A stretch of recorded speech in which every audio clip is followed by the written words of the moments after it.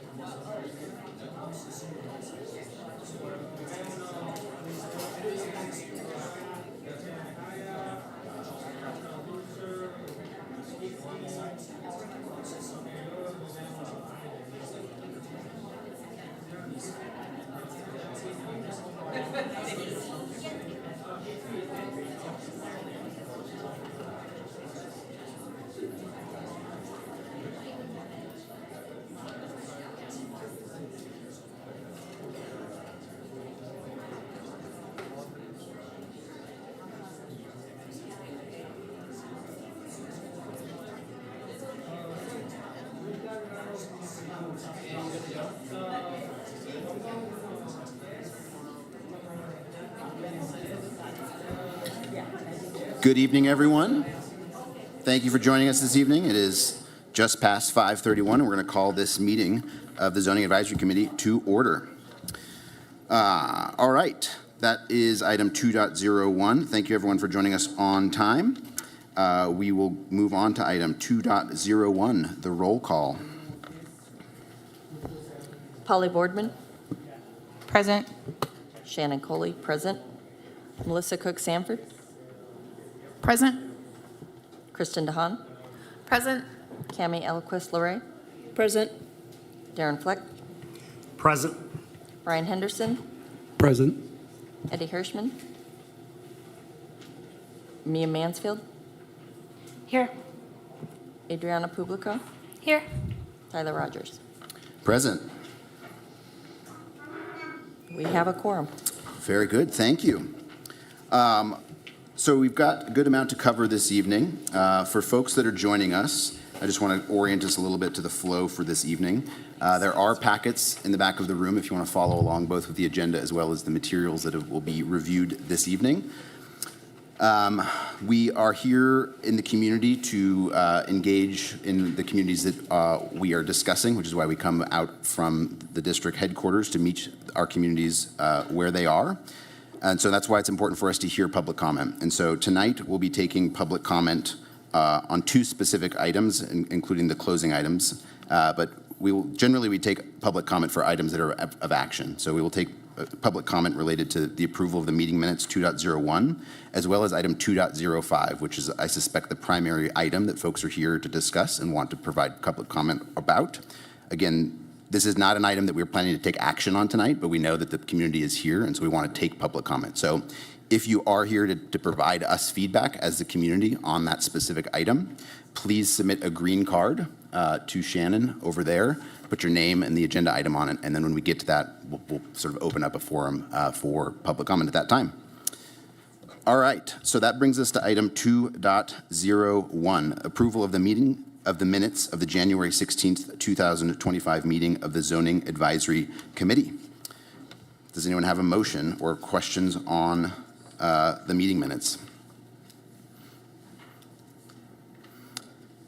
Are there any public comments for item 2.01? No, there is not. Very good. Can I get a motion?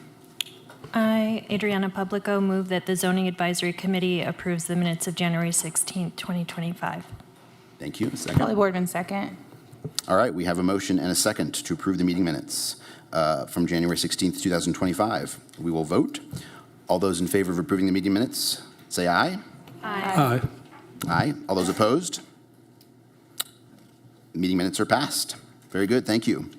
That brings us to item 2.02, presentation and discussion of the Washoe County School District School of Choice program. And I'll hand it over to our district staff joining us tonight.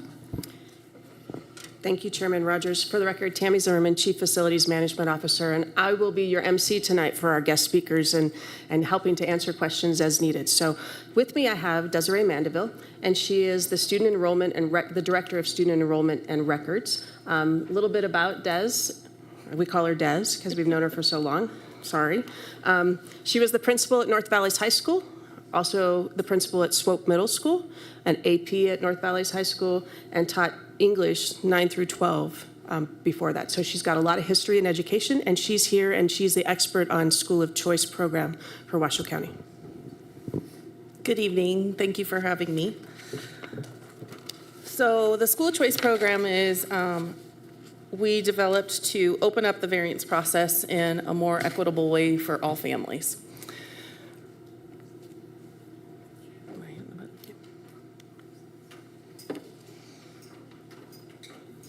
So this process was formerly known as variance. It was paper and pen and done by parents filling out the paperwork, going to each school they were interested in. So it was fairly cumbersome on the parent side. So now we've switched to an electronic system, and we have 2 windows each year, a fall window for available schools that are open, and then a spring window. And that next window is approaching, and we thought it would be relevant to the work being done here. One key point about School of Choice is the families also need to make sure that they've done online registration. That is one key point. We want to make sure that families know they've done that part in order for placements to be final. So the next window opens March 3rd at 8 a.m. And then closes open for 2 weeks. Closes on March 14th at 5 p.m. So normal business hours. The link can be found at the School of Choice webpage on the district page. So if families just search in the little magnifying glass, School of Choice, it'll pop right up. And again, at 8 a.m. on the 3rd, it'll be available for them. If needed, a lottery takes place. For example, if you have a particular school and they only have, let's say, 25 seats and you had 30 applications, then a lottery would take place for that school to place all 25 students. At the elementary level, it becomes a little more nuanced in that maybe there's 10 applications for first grade, but only 5 slots. Again, a lottery would just happen at the first grade level for elementary. Middle and high, though, it's overall. Okay? We do give priority to siblings living in the same household, and so that application, let's say there's an 8th grader at that site already, and an incoming 6th grader would like to come, again, out of zone. They would apply, and they would get a preference or an additional point, so to speak, on their application to weight that application higher, because we always want to try and keep families together. Notification of families from this spring window will occur mid-April, and that's in the manner that they applied. They can apply through their phone number. It's an application called Avella. They apply through that or through their email address, and that's how communication takes place back and forth, whether text or email. Again, families do need to complete online registration for final process, and the high school CTE programs are outside of this process. They have their own specialized application process, which is separate from School of Choice. So can an application be denied for the School of Choice process? Yes, it can. We have to make sure that we leave enough room for the zoned students. They have first rights to all those seats at that school, and that's what we want to fill first. And then we look at the variant students or the School of Choice application students. So that is a possibility of why a school either might be closed, meaning they don't have any more available seats, or they're approaching that 100%, and we have to leave any remaining room for the zoned students. So we fill to 90% of capacity And then at that point, we close it off to school of choice applications, and the school becomes closed. So right now, you can see that there are, if you go to the school district website and go to the school of choice page, you can see the updated list of closed schools. And the complete list will be updated by end of day tomorrow. We're still in the process of verifying a couple schools. Ones that might pertain here would be Swope is closed. But there are other schools near here, middle schools, that would be open. So just a point of information. Let's see. Okay. Where can they find more information? So School of Choice, the website is right there for a direct link for families. It is updated. There's English and Spanish available. The application will also be in English and Spanish. Parents get to pick when they click on the application, and it switches into their preferred language. And then also on that website is a list of frequently asked questions, probably more than they ever wanted to know, but they can definitely look at those as well. And then, of course, they can call our office. Office staff is available during school business hours to answer questions, and there's an email address as well. So whenever it's convenient for the family, they can shoot that email to us, and then we'll respond as quickly as possible. Thank you. Thanks for the overview. Are there questions from the committee on School of Choice?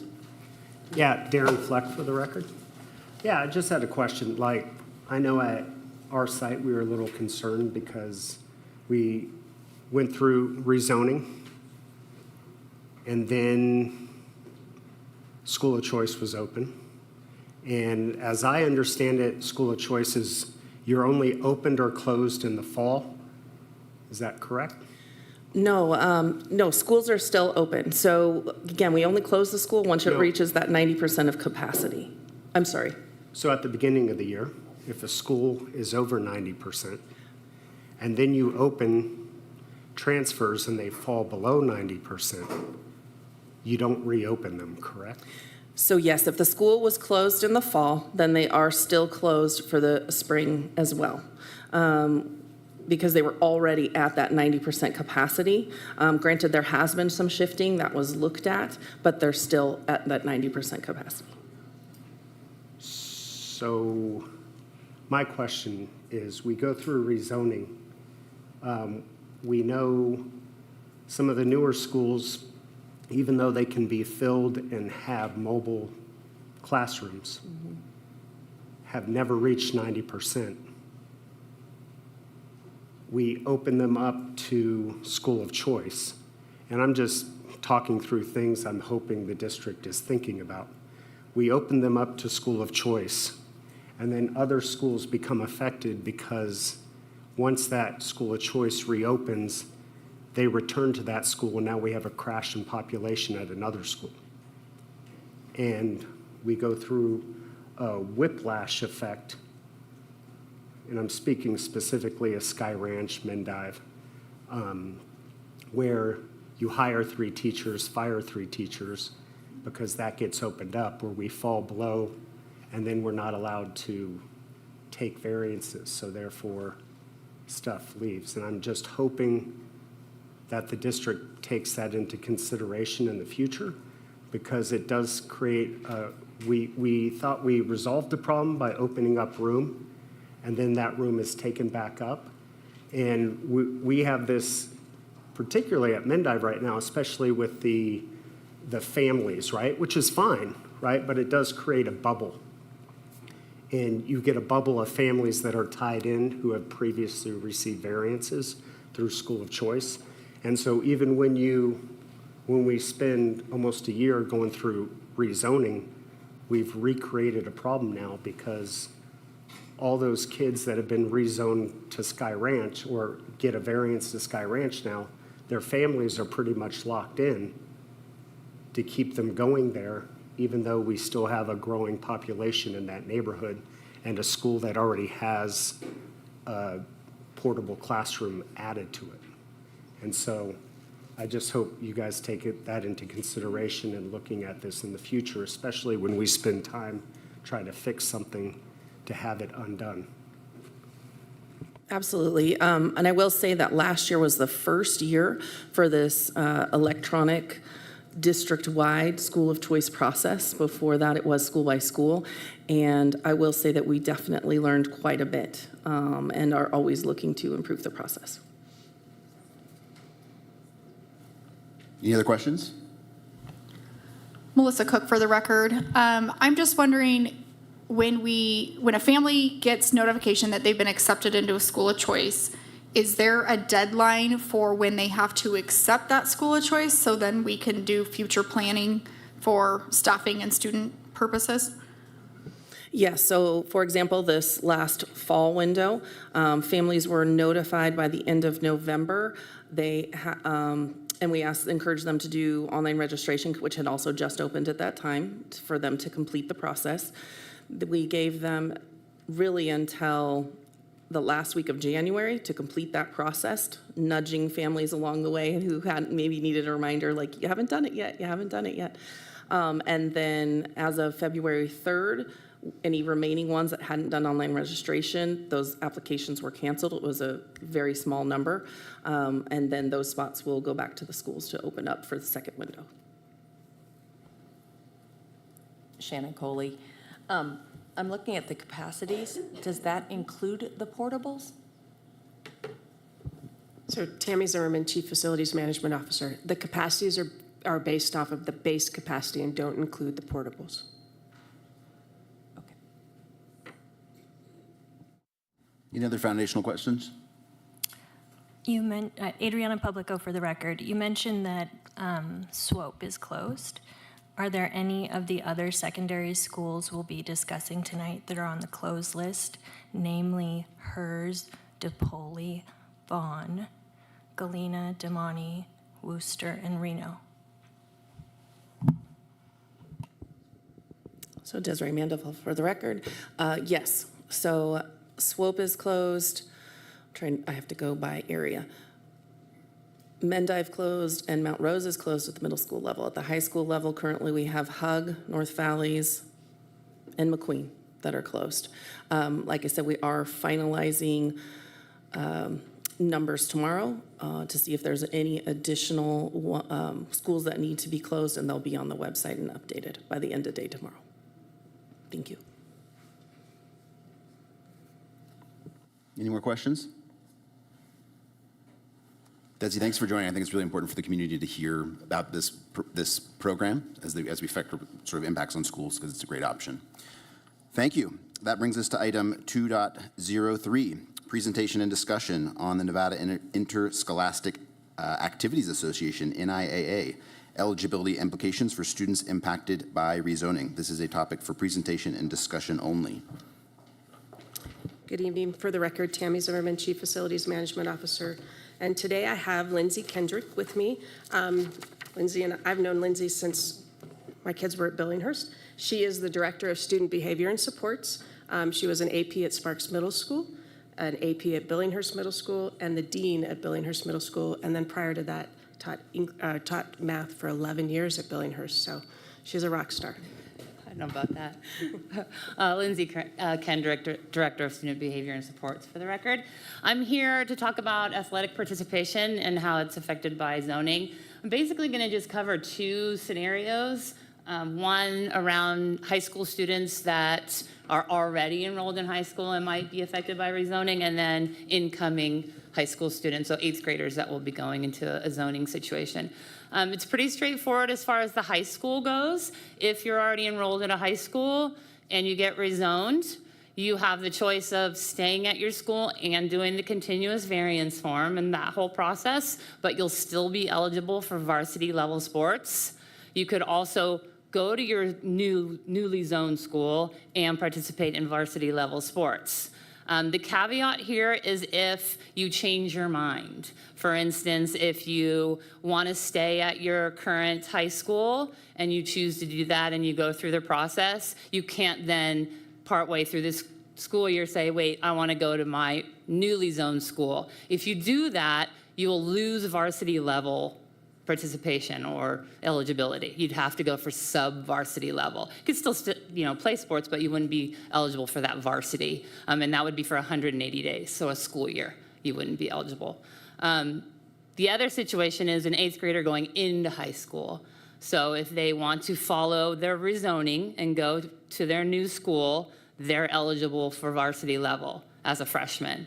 If they choose to stay with their currently zoned school and go through that variance process, they will not be eligible as a new student at that high school for varsity level. It's not very common for freshmen to be varsity level, but it does happen, but they would only be eligible for sub-varsity. This is NIAA right now. That's what, the policies are at the moment. If that's gonna change, I don't know, but right now, that's how it stands.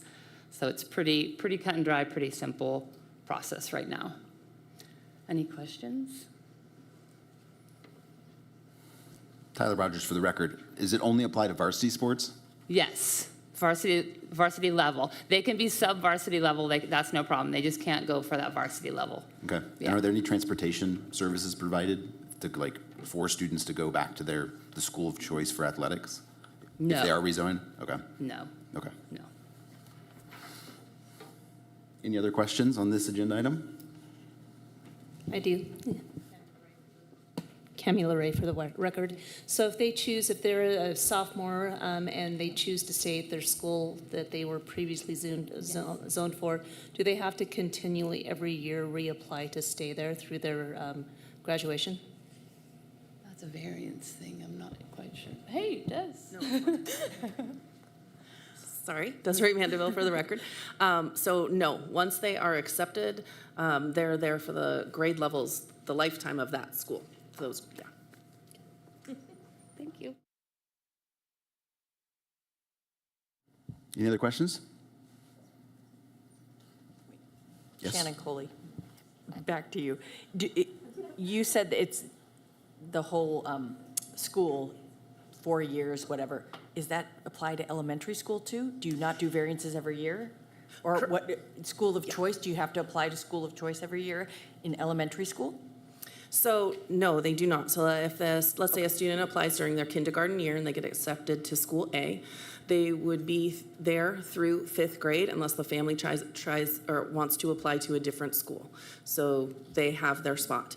The times that it changes is they have to reapply for 6th grade and they have to reapply for 9th grade. Okay, thank you. All right. Fast and easy. Thank you so much. Appreciate it. That brings us to agenda item 2.04, presentation and discussion of the pre-K-8 study conducted by Canon Design as approved by the Board of Trustees. This is an item for presentation and discussion only. And we have a new guest. We have a new guest. So this is Adam Searcy. He is our Chief Operating Officer. He told me I can only say nice things, so I will. But we did a lot of work with the pre-K-8 study that was approved at the board in February, and he's going to present Canon Design's recommendations and ultimately the board's approval for that. Hey, thanks everybody. Good evening. Adam Searcy again for the record. This is gonna be really just an informational update. I know the last time that we were together in January, there was uncertainty around exactly what the future might hold for the current Pine Middle School. We couldn't answer that with clarity. This was January 20th. On January 28th, we presented this study as well as a secondary recommendation to the Board of Trustees. And spoiler alert, the recommendations were unanimously approved. So I'm going to burn through this really quickly and offer up an opportunity for any discussion, but this hopefully will provide clarity and a bit of a mandate towards the work that we're actually trying to do here with the rezoning committee. So a little bit of a background. Many of you are familiar with the facility modernization plan that was composed primarily throughout 2022 and 2023. It was approved in December 2023 with a recommendation to conduct a study as to whether or not to reconstruct the Pine and Trainer middle school campuses into either K through 5 or pre-K through 5 elementary schools or pre-K through 8 facilities. So in 2024, really throughout 2024, we embarked on that study.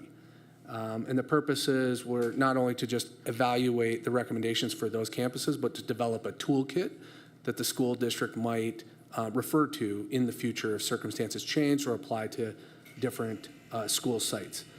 So it was just on January 28th, 2025, when that final report was presented and summarized to the Board of Trustees. And that report recommended that for specifically the Pine and Trainer middle school campuses, that a pre-K through 5 or a traditional elementary school facility was recommended. Just a bit about the process. We conducted, I think this has value. I'm going to go very quickly through it, but this was a very robust and thorough process that involved a tremendous amount of subcommittees and public engagement. Every bit of that public engagement was grounded in consistent guiding principles, keeping their minds open to possibilities, not preconceived outcomes, identifying equitable student opportunities, really what's best for the students and what's best for those communities. Starting with data and looking at case studies and quantitative information from really a wide range of sources before we started working with the humans in our community and teasing through that data. You can see, again, a variety of different groups, not just a group of architects, a group of educators, but a variety of different groups of people who are engaged throughout this process.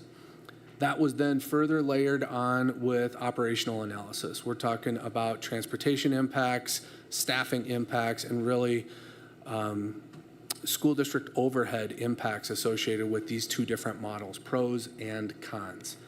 Ultimately, any good study is going to demonstrate both sides. And at the end of the day, this report rolls them up into 4 key findings. The first one is that the pre-K-8 model does absolutely have merit for future consideration. This slide talks about national trends. This is a complicated topic, but there is growth nationally, primarily in the charter school arena. But it's a growing trend, although very much in the minority, particularly in Nevada. We talked to a number of other peer school districts that are highlighted on this map. We had really insightful virtual meetings with successful operators of K-8 schools from peer districts across the nation.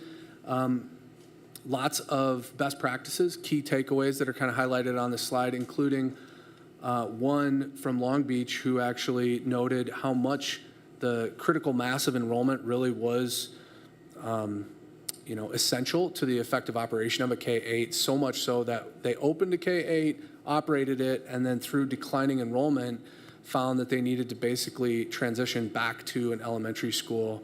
So it was just a key takeaway going in eyes wide open through our analysis.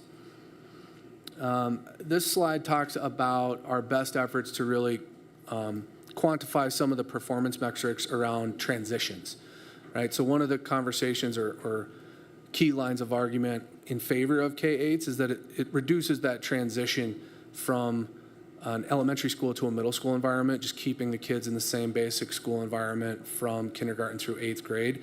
And arguably there's data that demonstrates there's challenges associated with those transition years, so that eliminating that transition could have merit for future consideration.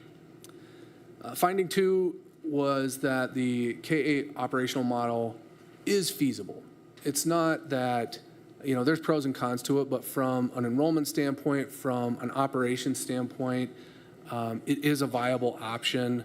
Having rerun the enrollment numbers and looked at those different variables, this is not a disqualifying option from an operations standpoint. Finding 3, kind of go in the opposite direction. Thinking again with an emphasis on equity of opportunity, that if we're not willing to provide somehow a compromised offering of opportunities to students at a K-8 school rather than a traditional 6-8 school, that there are additional allocations, special programs, resources that that students have at a traditional K or a 6-8 school that we would need to provide to a K-8 campus. So unless the district is willing to make explicit changes in their offerings, it would require a more expensive staffing model to provide that same level of opportunity at a K-8 that middle school student receives at a 6-8 school today. So that was a pretty quantitative analysis with our business office and a number of other folks. And then last but certainly not least was the somewhat overwhelming position of the community that this K-8 model was generally not supported by the community members that it was intended to serve. And again, with those peer districts, hearing time and time again that that's arguably the most important variable behind the success of these models, we really need to highlight that and hear that. So having said all of that, presented the final recommendation, which absolutely was to proceed with a new elementary school to be constructed on the current Pine campus to serve the Smithridge, Dodson, and likely other neighboring communities upon its opening. This slide details how that recommendation is actually consistent with one of the two final options recommended in the FMP back in 2023. So really just trying to emphasize that connection to the original work that we did, this study, which reaffirms, hey, is it a K-8 or is it a K-5? The study recommends we do an elementary school pre-K-5. And then we talked a little bit about the opportunity that we have to not just build the same elementary school that we have been building, but thoughtfully master plan the design so that if circumstances change in the future for any reason, that it will be readily modified from a facility standpoint. And this is not to imply that the elementary school would look or feel meaningfully different than our current elementary schools. It will look and feel like a fully complete elementary school with the same pieces and parts that our newest elementary schools have. But behind the scenes, on paper, we're going to take the opportunity to master plan it so that hypothetically in 15 years, circumstances change and we want to revisit this toolkit that we've developed and expand this into a K-8 facility, that we didn't, not think this far ahead. So this was a timeline also that was presented. You can see, I'm going to take the opportunity to, hopefully everybody saw the construction outside.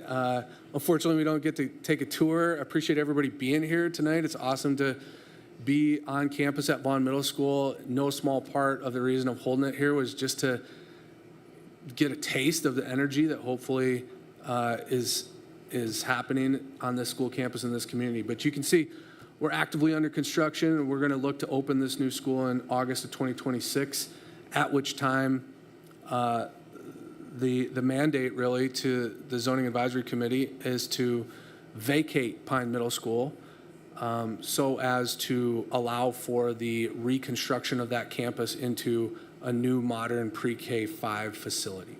You can see that's anticipated to take 2 full school years. We can't get that done between summer 2026 and 2027. So it's going to be not until August 2028 that new elementary school might open. And then again, we'll be back here talking about who will populate that well in advance of that date, but that August 2028 timeframe is the timeframe in which we're looking to activate those changes.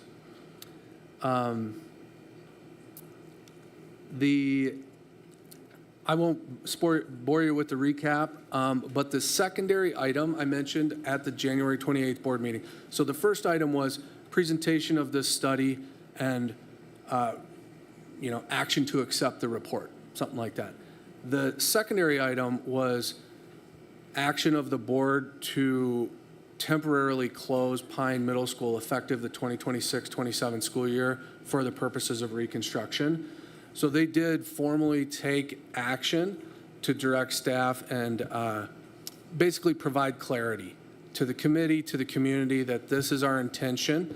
And I think that gets back to where we were the last time we met in January, where it was, well, gee whiz, what exactly is going to happen with Pine? Well, now we have direction from the board that Pine is scheduled to close in 26-27 school year.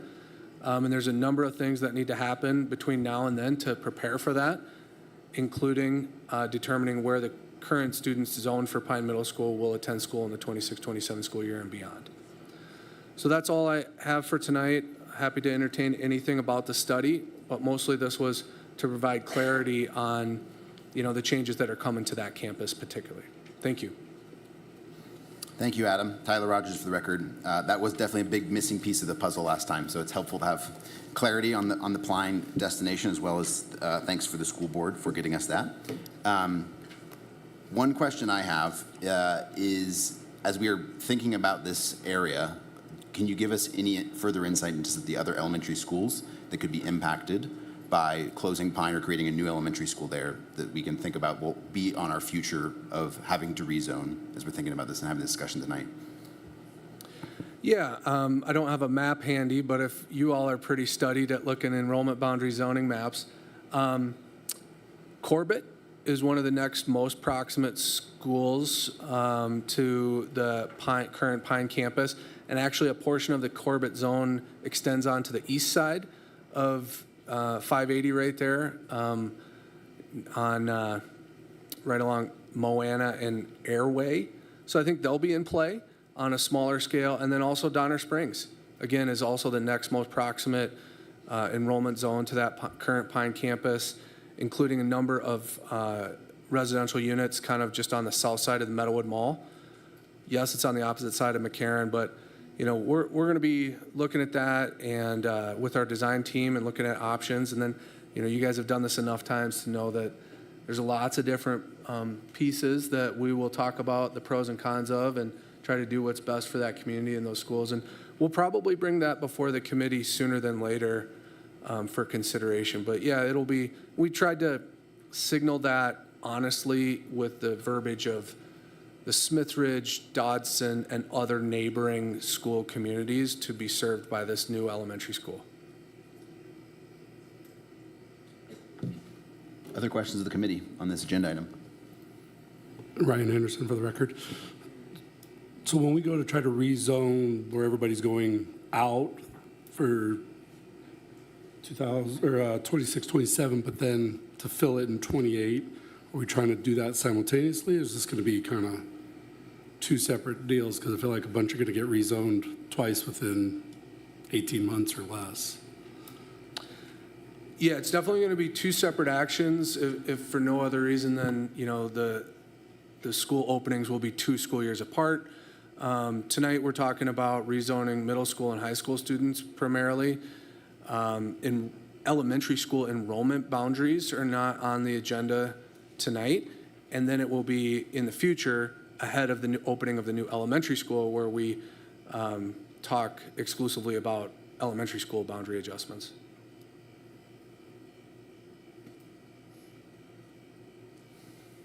I think the thing to keep in mind is just knowing that this is on the horizon, but can't make specific decisions now. Any other questions? Okay, looking good. Thank you, Adam.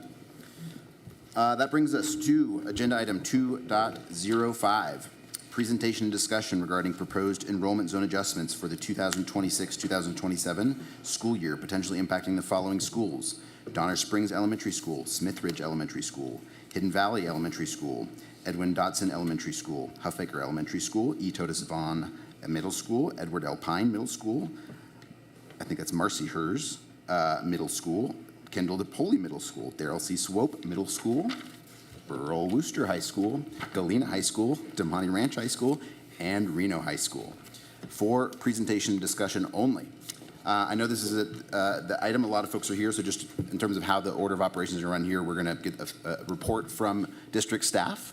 We'll have a little bit of dialogue between the community and them, and then we'll take public comment at that time once we've sort of had a little bit of dialogue, and then the committee will talk a little bit more.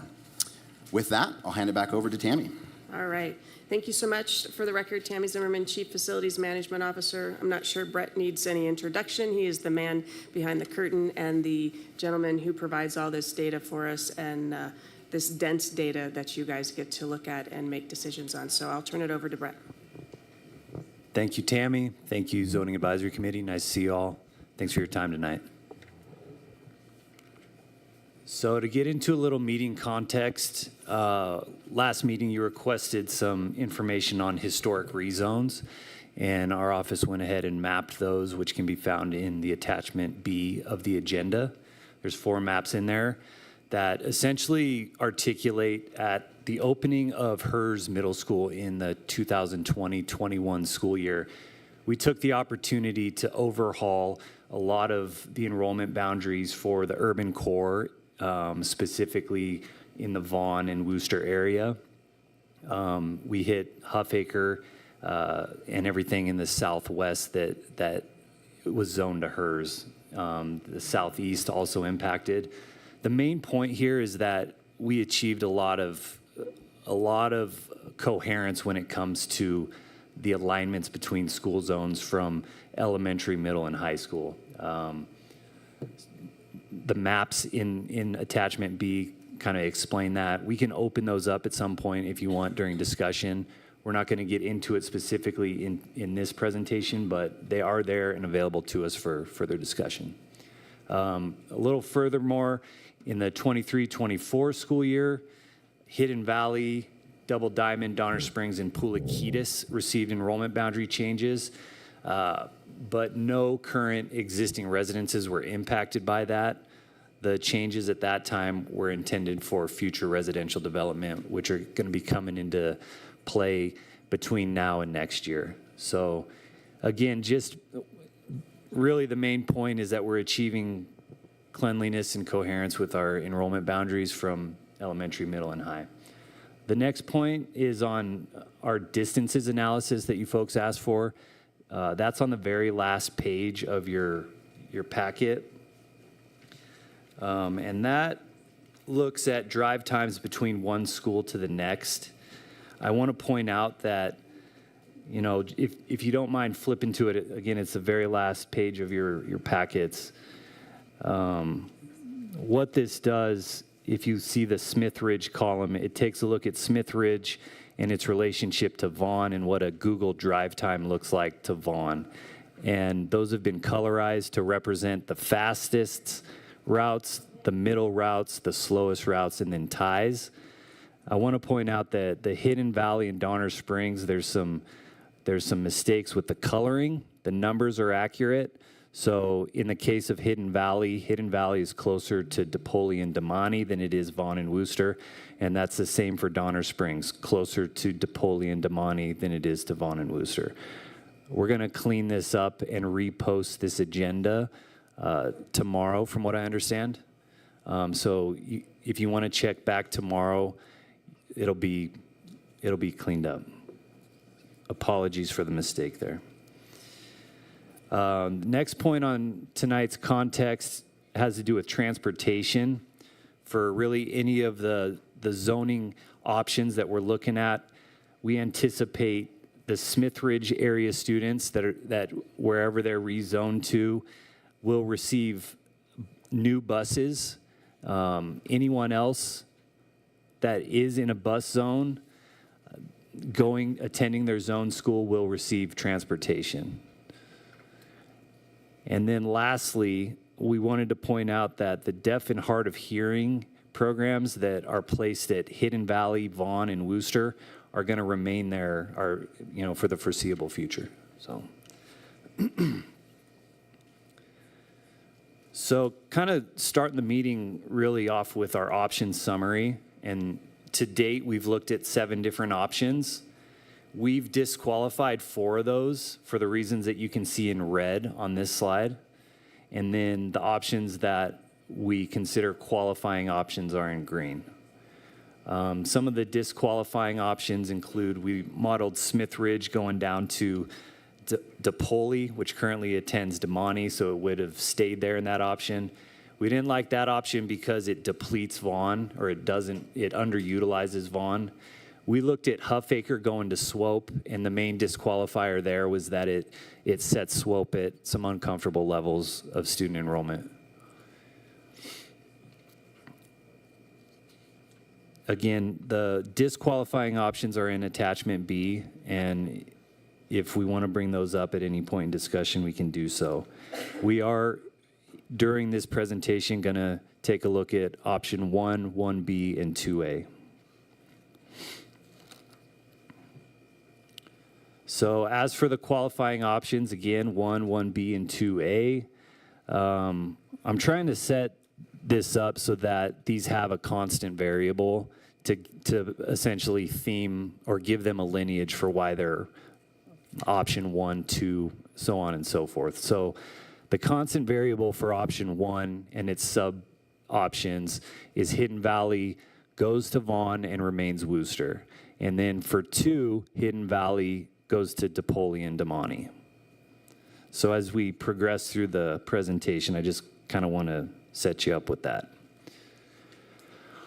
So as for option 1, we visited this option last meeting.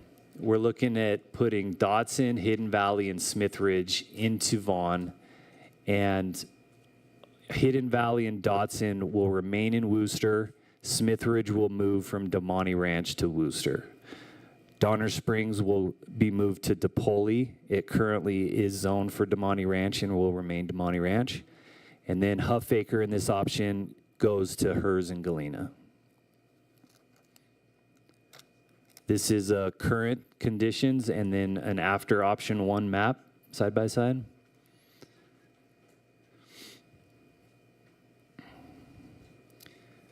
And before I move on to the enrollment projections, I will say that as it sits now, this option is probably the most delicate option when it comes to changes, as well as qualifies for agreeably filling Vaughn. And a look at our student enrollment projections with option 1.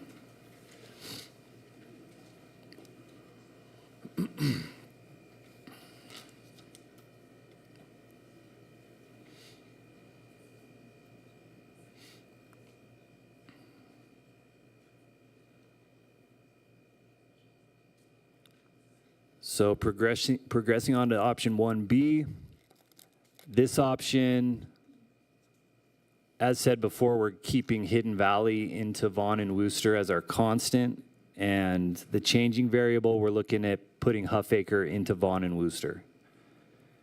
So very similar to option 1 with exception to the Huffacre to Vaughn Wooster piece. Here's the before and after.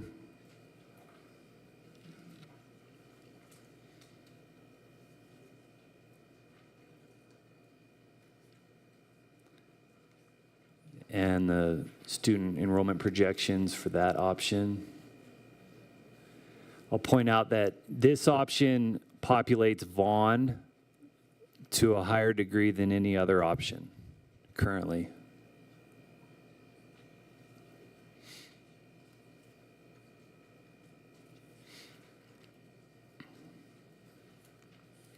And moving on to option 2A, our last option in this presentation, we're looking at moving Hidden Valley to DePaul and Damani and Huffacre into Vaughn and Wooster. Everything else is sort of status quo from the previous. Here's the before and after.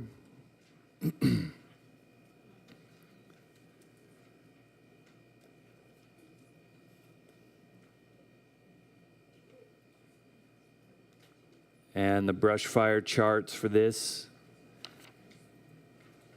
I think an argument could be made that this is the most favorable situation for all schools. And this compared to 1B is that Vaughn has pretty good numbers and Damani Ranch isn't as quite as low as 1B.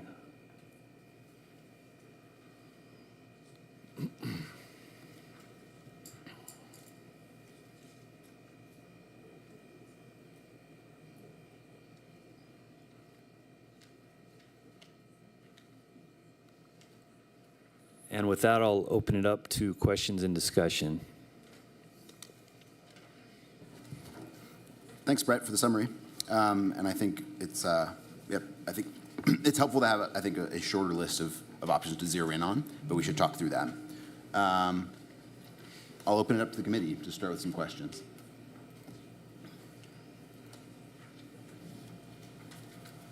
Shannon Coley.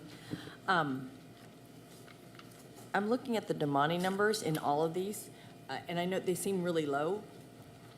Taos Community will be going to Damani. Will they be building a middle school? Will they be just an elementary? Yeah, for right now, we just have an elementary slated in the Talus development.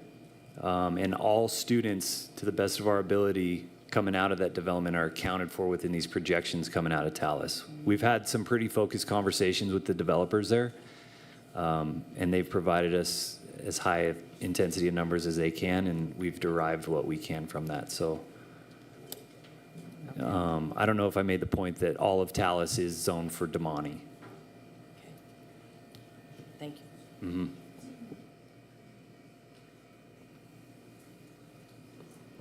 Mia Mansfield for the record. Is Talus and Sunny Hills and Daybreak all the same thing? Daybreak and Talus are the same. Sunny Hills is different.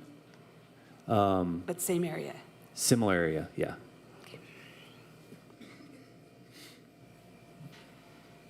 Adriana Publico for the record. In the past, we didn't zone Smithridge students to Worcester, even though it's the closest school, because even though it's in the walk zone, the walk is very dangerous to cross the freeway off-ramp and Plum Lane. We can't recommend that busing be provided. That's not our purview, but when it goes to the board, can that be part of the presentation? That since all of these options are zoning Smithridge to Worcester, like, there's no avoiding that dangerous crossing. Tammy Zimmerman, for the record. Yes, we would make that known to the board that there is preference to have busing for them, and we would provide the information about the impacts for what busing would be to the budget and to the district. Tyler Rogers for the record. There was some confusion at the last meeting about the current zoning of Huffaker. So I just want to set the record straight here. I'm reading the map seeing that currently Huffaker is zoned for both Swope and Reno High. Is that correct? That would be the previous situation that changed as of the 2020-21 school year. And since then, Huffaker is exclusively zoned to Pine now and Reno High School. There's no part of Huffaker that's going to Swope? Not currently. Okay. Thank you for that clarity.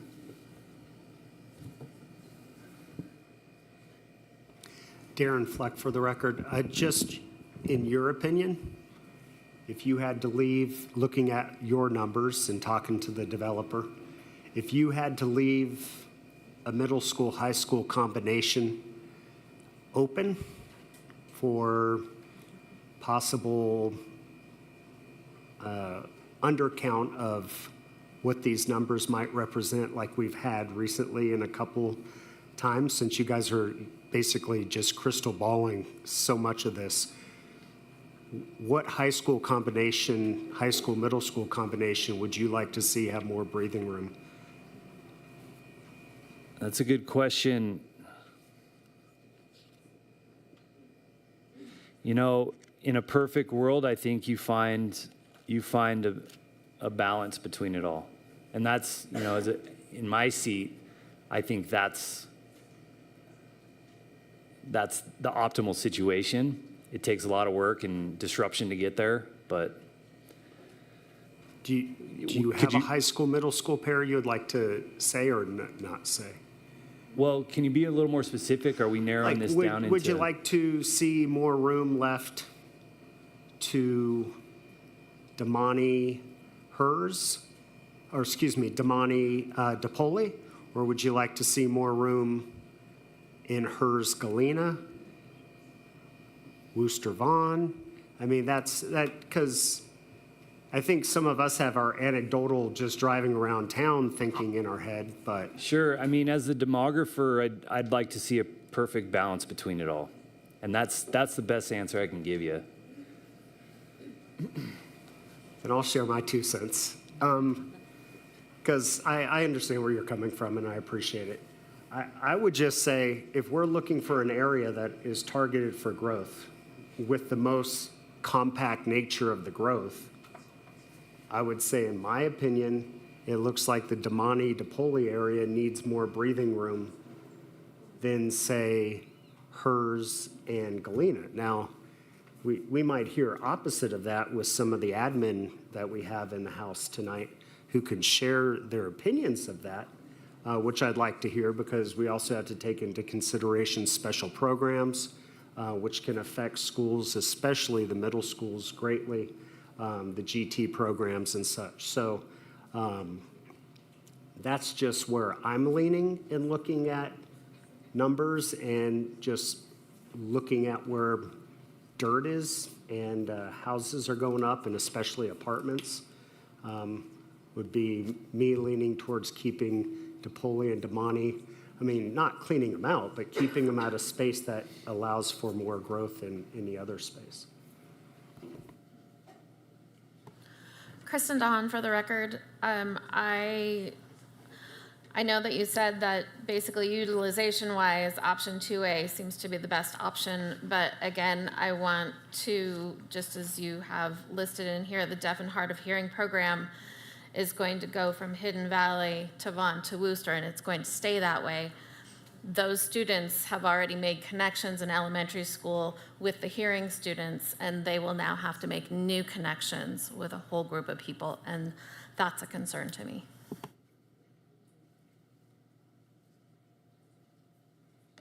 Tyler Rogers, for the record. One question I've heard from the community is understanding sort of the sizing of Vaughn. And I'm just curious to hear from staff sort of how that decision was made to plan a capacity for the new facility. So for the record, Tammy Zimmerman, Chief Facilities Management Officer. So we've heard many times through your zoning conversations that middle schools do best with at least 1,000 students, just so they can have the opportunities of electives in that.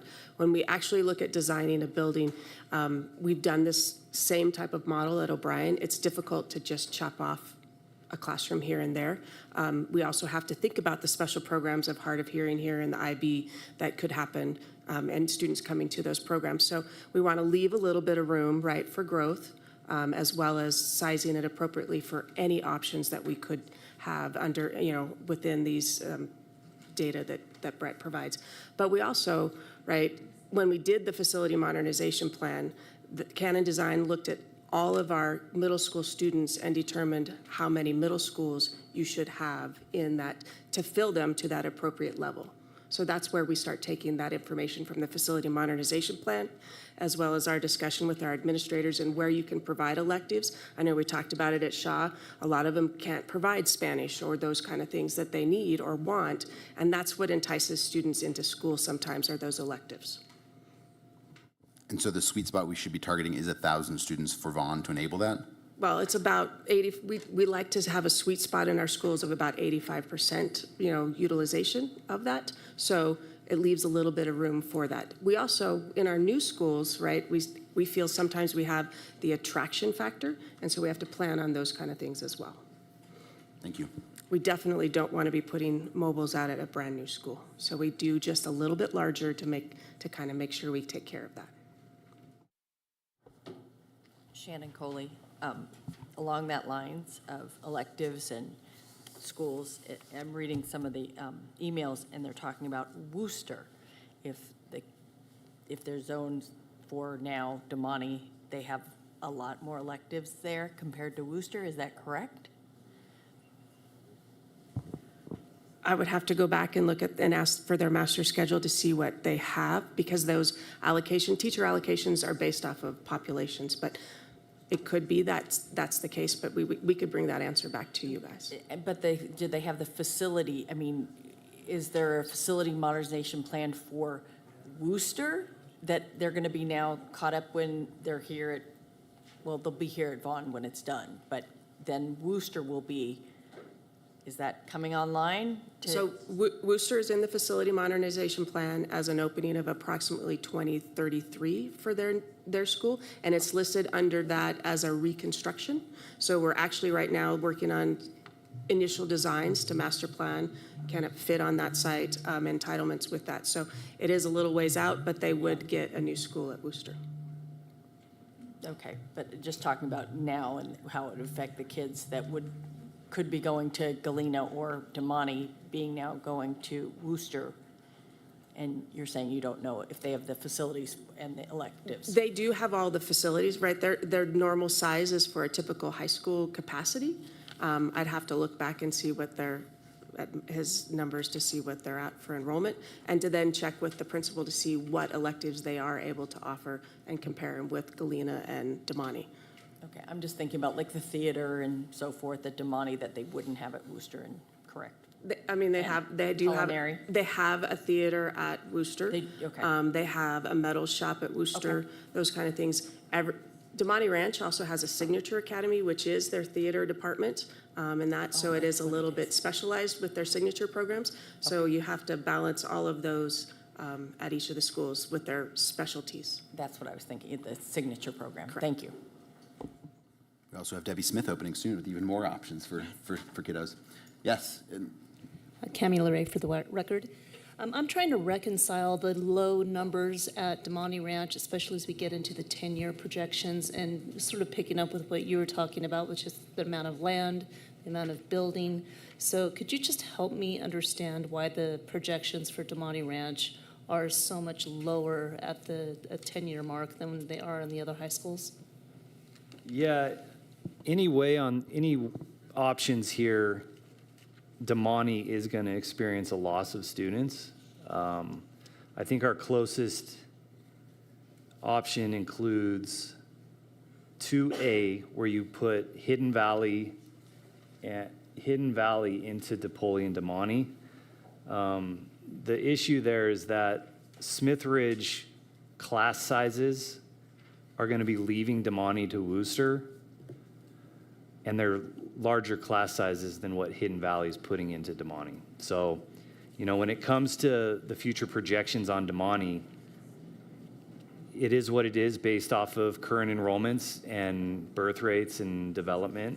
And that's as much as I can say for you. I don't know if that helps you. Okay. I know we've got a fair amount of public comment, so I want to make sure. Yes, any more questions for staff? Yeah, just one. Cool. Adriana Publico for the record. When we rezoned Sun Valley from Spanish Springs to New Hug at the opening of that school, we unknowingly put rival gangs together at that campus at the opening of the school, which caused a lot of turmoil in the opening of that school. And it seems like we're setting up for a similar situation at Vaughn and Worcester with any of these options. So I'm wondering what the district has learned from that experience that's going to make this be better. So for the record, Tammy Zimmerman, Chief Facilities Management Officer. We did work through that situation at New Hug High School with bringing in the Sun Valley students into the New Hug High School through mitigations that the schools do. A lot of the administrators, they're very versed in student behaviors and mitigating those items. And as of now, what we have understood from that principal and the staff up there is that those instances have decreased out there based off of their interventions. But we could bring additional information to you guys about those interventions if that's something that the chair and the vice chair choose to do for the next meeting. I think it's less important for us to have that information, more important for Vaughn and Worcester to have that information. Melissa Cook for the record. I'd also like to kind of piggyback off that, as I've had some comments that it is concerning to several staff members for these schools, considering the known gang situations, that safety is a concern. The design of the building is also a concern, being that it's 3 stories. That's a lot of stories and a lot of space for administration to have to have eyeballs at all times, and especially then when we add the additional safety concerns of potentially rival gangs coming in. So again, might not affect our decision, but something that the district needs to think about moving forward for resources and training as we move forward into opening and rezoning schools.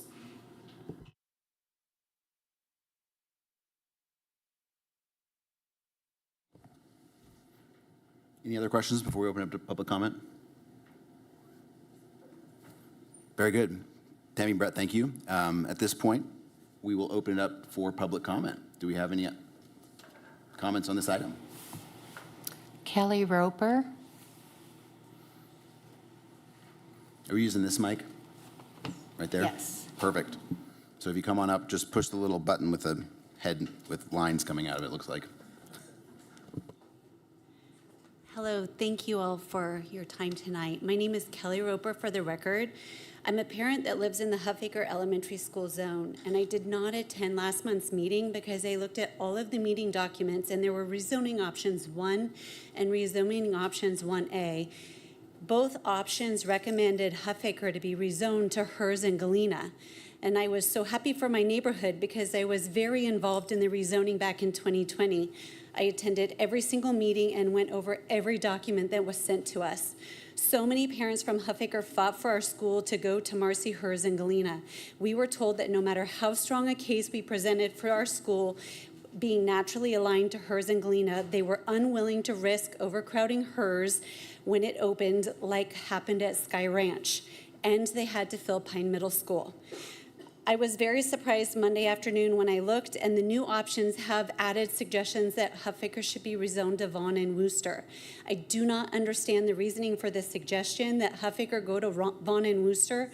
Our zone is so large, and the farthest reach of our zone isn't near Vaughn and Wooster. It doesn't make sense when I consider 5 years ago, Mr. Searcy, who was in charge at that point, and the zoning committee stressed that McCarran and Virginia were natural dividing lines, not even including 395. Most of our zone is south of McCarran and west of Virginia, unlike Vaughn and Wooster. If you consider weather and fire danger, it supports our natural alignment with hers and Galena. When the school district tried to enact different zones that would have snow days and some that would not, our neighborhood proves that we should be aligned with hers and Galena. If you consider last fall with the fire days, that's even a bigger indicator that we belong in hers and Galena, because all of Galena's feeder schools were canceled for multiple days, and Huffaker. They were closed because of fire danger. Our neighborhoods were under evacuation warnings, not Wooster and Vaughn. While our neighborhoods have too much snow and it's not safe for us to get to school, that's not the same with Wooster and Vaughn if you are ever going to go down the road and try snow day zones, which would make sense. Currently, I see the 10-year projection for Marcy Hers. It's 63% utilized. While you have the need to fill Vaughn, you also have the need to utilize hers middle school. I think we fit there. I think we should be there. And I think geographically it makes more sense. The driving time chart doesn't make sense to me if I live on Mile Drive or Holcomb Ranch Lane. So I think you need to consider us for hers and Galena, please. Thank you.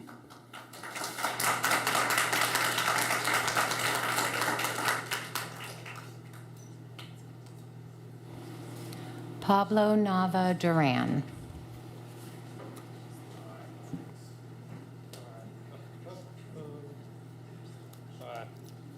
Hold on.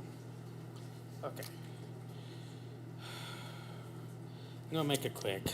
So at a recent meeting, Washington School Board voted to temporarily close Pine Middle School for the summer of 2026. So you read the RTJ opinion, look at that. So for me, I do support rezoning of a new space rate to new Vaughn Middle School and for Wooster High School. If a school board, this board decide to rezone to New Vaughn, poo-poo New Vaughn, but remain the money, I'm okay with that until, gotta make sure the Wooster need to be rebuilt for new school till 2023, so we could rezone from Damani to Wooster, so to have more, more space, similar like Huck High School is. So yes, it will help students to attend new school. I love the new school with a new school with a better academic program and athletic program and more diverse student body. But I lean with option one, but we should bring back to option 1A, that include Donner Spring going to rezone to Vaughn and Wooster instead of DePaul Damani, because Donner Spring, Dawson, and Hinvat are neighbors. So they should be our neighborhood schools together. So I know it sounds hard for DePaul and Damani, and that will deplete Damani Ranch High School because they're in a high growth rate. So you never know if a price is low or the birth rate will decline or increase, or the people will move here from our state or from Las Vegas. So concern being back to option 1A, including Donner Spring to Vaughn and Wooster. And it makes sense for Huffaker parents to rezone to Hearst and Galena. So it makes sense as a geographically Huffaker would traditionally zone for Swope and Reno. I tell you guys rezone to Pine. So if you guys rezone Huffaker to Swope and Reno, so I think Allison should rezone to Vaughn and Wooster. So consider that as an option for Allison, rezone to Vaughn and Woosters. Thank you. Thanks, Pablo. I'd ask folks to try to not provide applause. I appreciate the energy, but that's what public comment is for. And so if you feel a need to express support of a specific thing, please submit a card and voice your opinion that way. Peter Gower.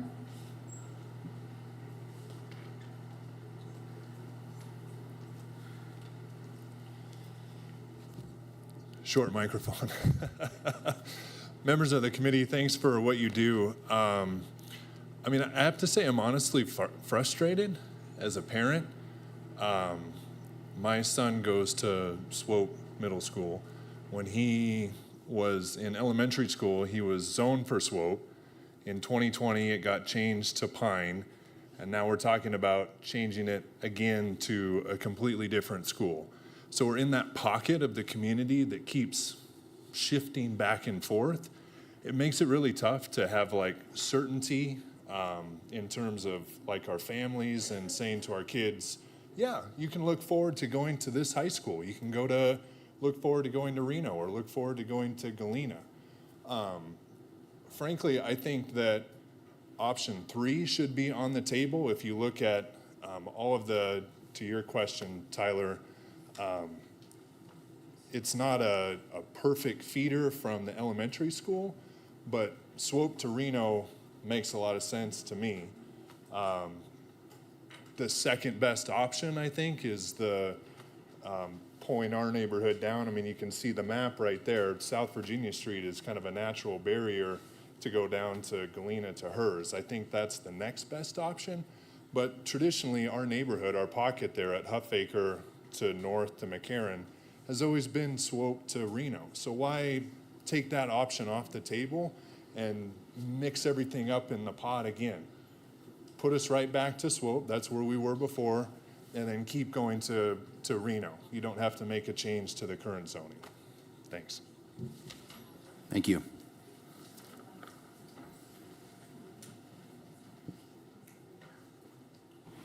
Larry Alves.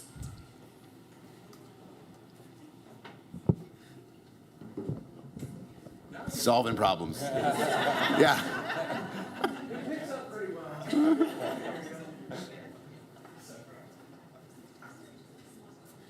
It's because he's a designer, so he can solve these kinds of problems. So I spoke at the last meeting. I'm going to dovetail off of, we got a lot of Huffaker families over here, so it's good to see them out. So Canon Design, thank you for designing the new Vaughn Middle School. I'm sure it's going to be amazing when it opens up next year. We talked about why it got built so big if the student population isn't here. It's kind of like Field of Dreams, right? If you build it, they will come. So now, like south of the Truckee River, there's only going to be 4 middle schools and 4 high schools, but we're only talking about 5 elementary schools. So if we're going to talk about filling up these schools to capacity, I think we should be talking about every single elementary school, right? So if you look who is closest to Vaughn, there are 3 elementary schools closer to Vaughn than Huffaker Elementary School. It doesn't make any sense to bus kids past Anderson Elementary School and past Jesse Beck Elementary School to get to Vaughn Middle School when those neighborhoods are right there. It's like, I wrote down the numbers here. Mount Rose, 1.6 miles. They're 2.5 miles from Wooster, so no buses needed, right? Hunter Lake, or Jesse Beck, 2.6 miles to Vaughn, 2.5 miles to Wooster. Anderson, 2.8 miles to Vaughn, 2.7 miles to Wooster. Huffaker, it is 4.7 miles to Vaughn, and then another 4 miles to Wooster. So how the zones are being considered and how the student bodies are being considered about the vertical matriculation, that's your word, not my word. I think if we're going to be talking about, now that Pine's off the table, right? We've established Pine's no longer going to be a middle school. Pine's off the table. We now have 4 middle schools south of Truckee feeding 4 high schools. I think we should look at every single elementary school and figure out how best to fill in with your guys' guidance right here. 7101, right? That's the Washoe County School District's guidance. And it says, number 2, the number 2 most important thing, assign students to the closest school to the extent possible. There's 3 elementary schools closer to Vaughn than Huffaker. Your guys' guidance does not make sense to move Huffaker to Vaughn and Wooster. And I'll yield the rest of my time for applause. Thank you. Thank you. Any more public comment? Elise Rose.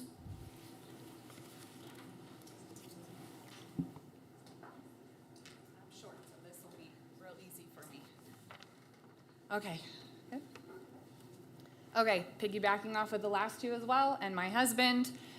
Let's talk some numbers. I realized at the last meeting that I was at, a lot of you don't actually have like breakdown of numbers. You have just total numbers of the school capacity for the elementary schools. There are 55 fifth graders at Huffaker. About 15 of them are already going to SWOPE. You guys have to realize this. These parents are basically doing it anyway, and we all know it. It's happening.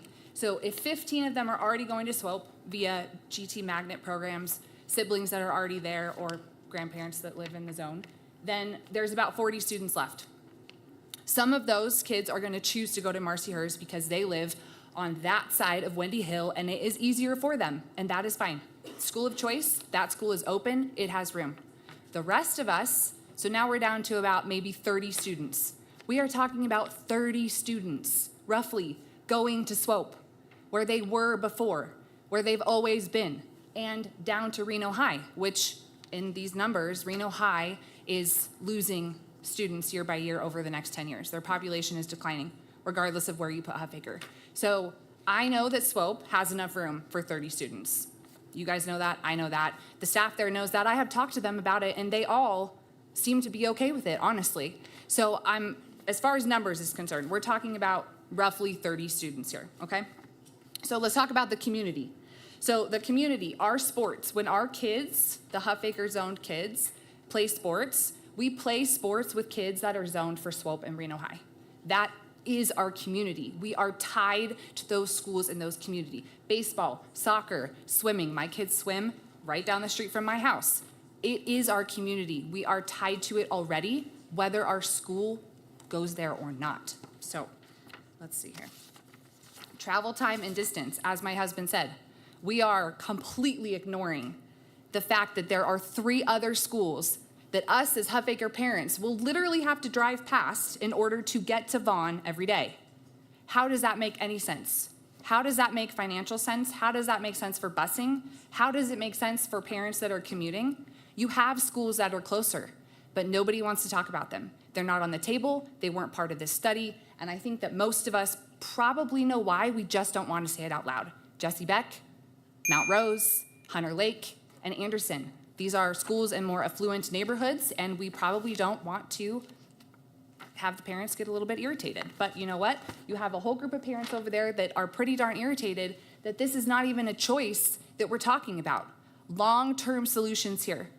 Make sense for the closest schools to go to the closest middle schools and high schools. I know it's not a fun topic, but that is what makes financial sense for the school long-term. Thank you. Thank you.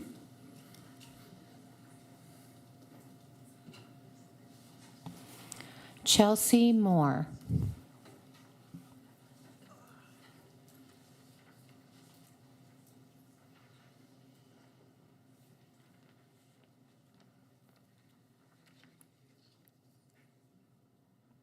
Hi, my name is Chelsea Moore. I am the PTA secretary at Huffaker Elementary School. I'm so excited to see all my Huffaker parents here. I'm also the parent of 3 students in Washoe County School District. I have a 1st grader, a 4th grader, and a 6th grader. Sorry. My 6th grader is currently a school of choice child at Marcy Hers, and I want all of my children to be on the same educational track. Zoning the Huffaker students to Hers Galena provides my family stability as well as continuity of education. It also allows us to continue with a community we have already become a part of. To reference the driving distance times, I currently live 0.3 miles from Huffaker Elementary School, and as I'm a school of choice parent at Marcy Hers, I drive to Marcy Hers twice a day, 5 days a week, and I have to tell you, it is a lot easier to get to Hers than it was for me to get here tonight. There's less residential zones, there's more driving options, street options. I get to take the freeway if necessary, I can take the back roads necessary. It's a lot smoother of a ride than it was for me to get here today.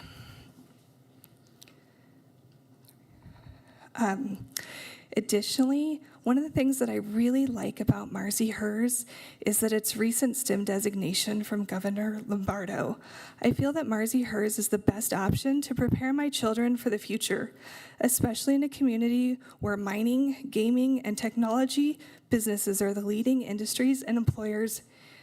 Our kids are looking at technology and STEM careers in the future, and the best schools are the ones that are going to set the kids up for that. Marcy Hers being a STEM designation helps my children prepare for their future. Thank you. Thank you.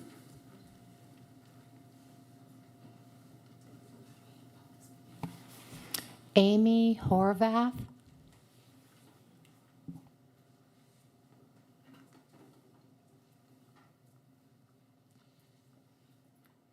Hello, my name is Amy Horvath, and I have 2 students who attend Huffaker Elementary. Before I share my thoughts on which option I'm a proponent of, I have a comment regarding the rival gang violence. I would like to ask that further study is provided about rival gangs being put together. This is a serious issue. As a parent and educator, I don't believe that providing resources to administrators and teachers is an acceptable answer. The best way to mitigate this violence is to prevent putting rival gangs together in the first place. So I hope some further research will be done on this before any decisions are made. Getting back to the zoning options, I'm a proponent of option 1. My understanding is that Huffaker was rezoned about 5 years ago, and it sounds like times before that as well. Rezoning at this time should provide stability for the Huffaker community. Our family moved to the Reno area from Truckee, and part of the reason we selected the neighborhood that we're in is because of the schools. When we purchased our home, we were under the impression that our schools would attend Huffaker, followed by Swope, and then either Reno High or Galena. We had heard rumors that Huffaker could potentially be rezoned, but this would likely mean Hers and then Galena. We purchased our home in a specific neighborhood for the associated schools.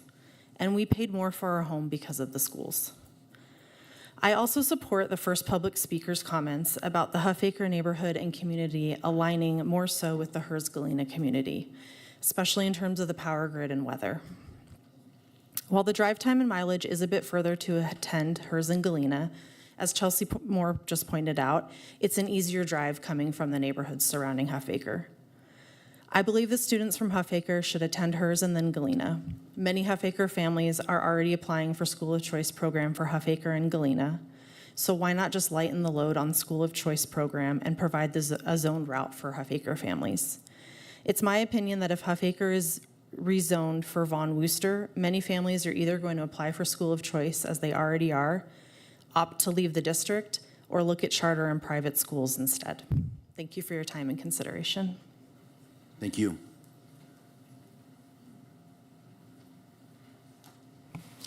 Caitlin McDaniel.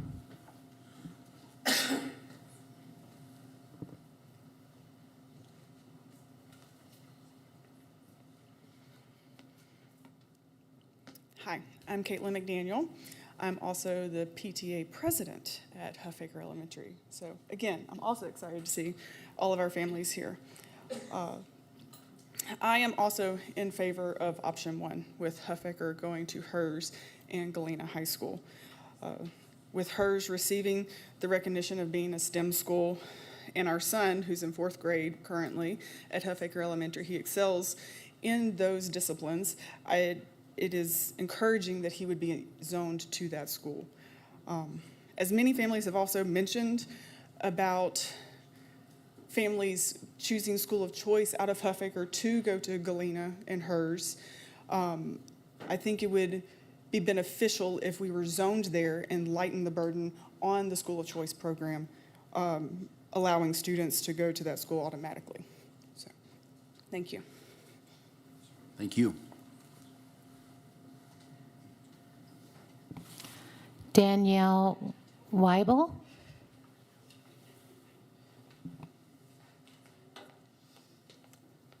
Hi, everybody. My name's Danielle Weibel. I'm here representing Hidden Valley. First of all, I just want to say I don't understand why us going to DePoli-Damani means Huffaker has to go to Vaughn. So like this gentleman was saying earlier, the drive time from my house in Hidden Valley, I'm on the most eastern side of the neighborhood, takes me 11 minutes to get to DePoli. God bless Veterans Parkway. It has changed the dynamic of how that whole neighborhood operates. You're talking 3 stoplights to get to that middle school. Damani, it's 15-minute drive from my house. Wooster's about a 17-minute drive. Vaughn's took me 18 minutes to get here, traffic. So the burden that the time that it takes. So I'm a proponent for the closest school, and not as the crow flies, as Google Map drives, because that's how we all get there. The enrollment in Hidden Valley is also one of the lowest in the school. Right now, our fifth grade class is 50 kids. Half of them are already using School of Choice to go to DePoli. Granted, we're zoned for Pine right now. Our 4th grade class has 34 kids. Our 3rd grade class is 33 kids. So as you were a proponent of leaving a space for the community to grow, we're a drop in the bucket. Now, I don't know if that helps to wanting to fill the schools more. We're just a small population in our little pocket. And so I'm curious, I don't know the exact numbers as to how many are already going or using the School of Choice, but for me and my family, I will be using it if it's not changed by the time my daughter's in 4th grade, my son's in 3rd. But the burden that it is causing, especially with the 215 release, it would just be a nice release to have the bus schedules. Yeah, I don't know what the impact of the busing would be with that drive time, but I know it's less than getting from Hidden Valley neighborhood to Vaughn. And I also, again, I'm also supporting of, I don't know why option 2A messes up Huffaker so bad. We just want to go to Damani and DePoli. Sorry, I vote for 2A. I know none of you back there do. But please maybe change an option to where we can go south, which is also where all of our softball programs, we use Washoe Little League. Thank you.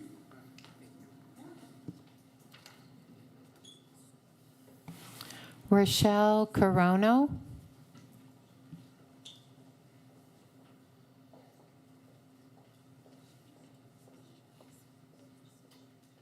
Hi, my name is Rochelle Carano.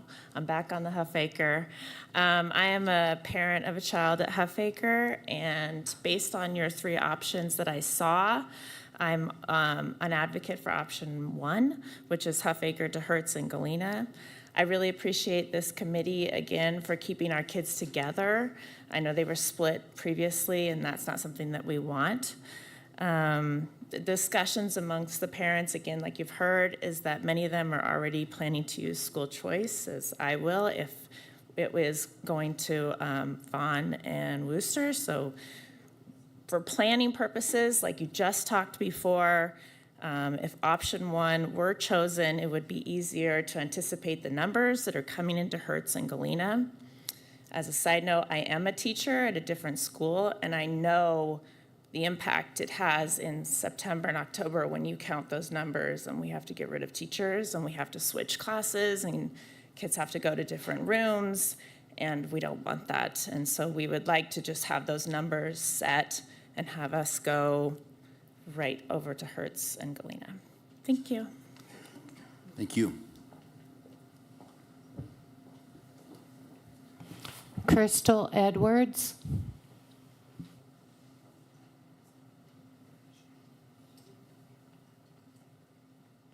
Hi, everyone. Thank you for being here and doing this very challenging work.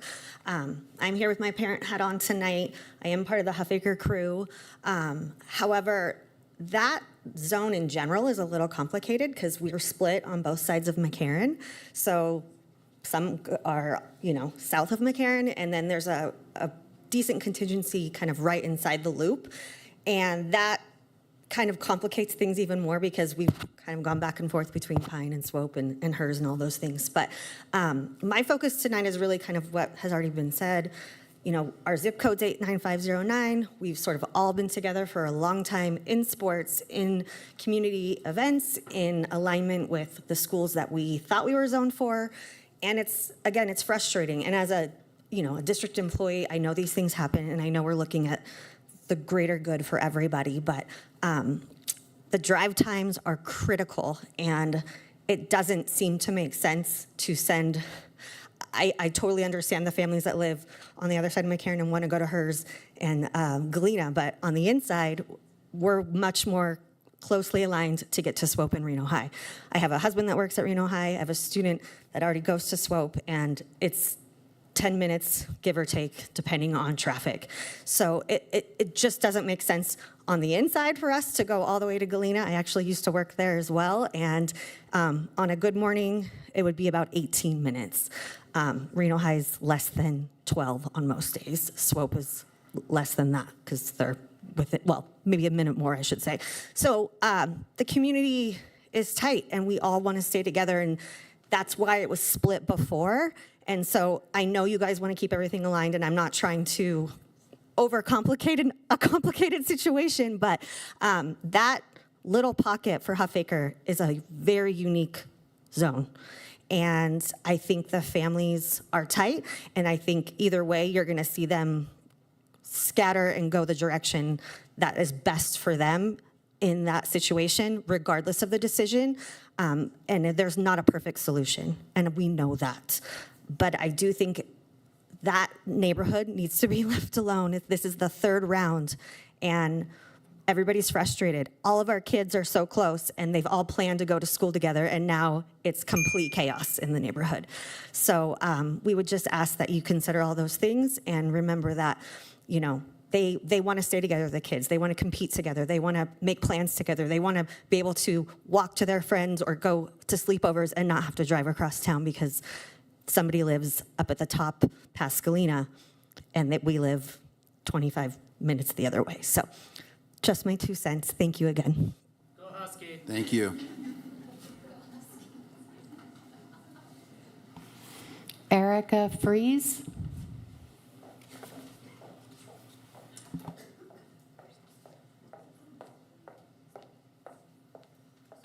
Hi, good evening. Thank you. I don't envy your jobs ever. So I'm also a Huffaker mom. I have 2 kids that attend there, and my daughter's going to be going to middle school next year. With Pine closing, we made the choice to try and do school of choice, to not have her have to leave Pine after 1 year. We went to all of those meetings when they were talking about Pine closing, what we were going to do with Pine. And to be really honest, a Vaughn Wooster track was never mentioned, never thought of. It wasn't brought up in the last meeting. And so that was, I think, really frustrating for me to see that on the table for 2 of your 3 preferred options. I think you've heard it from several parents tonight. We're a pretty small school, 55 kids right now with, if you look at the projections, all the numbers are dropping. That's not a lot of kids, right? And most of us are going to pick school choice, or we're going to figure out how to get our kids somewhere else, or we're going to choose a private option. So I kind of sit in the middle. I live on the north of McCarran side. I'm fine for my child to go in either direction. I'm a full-time working mom, and so a bus option is kind of critical for me. To walk out of my work at 2 o'clock in the afternoon, 5 days a week isn't really an option. But luckily, I have a great community that I know we'll all lean on each other for whichever decision is made. I think the other thing is, we moved into town several years ago. We lived way out north.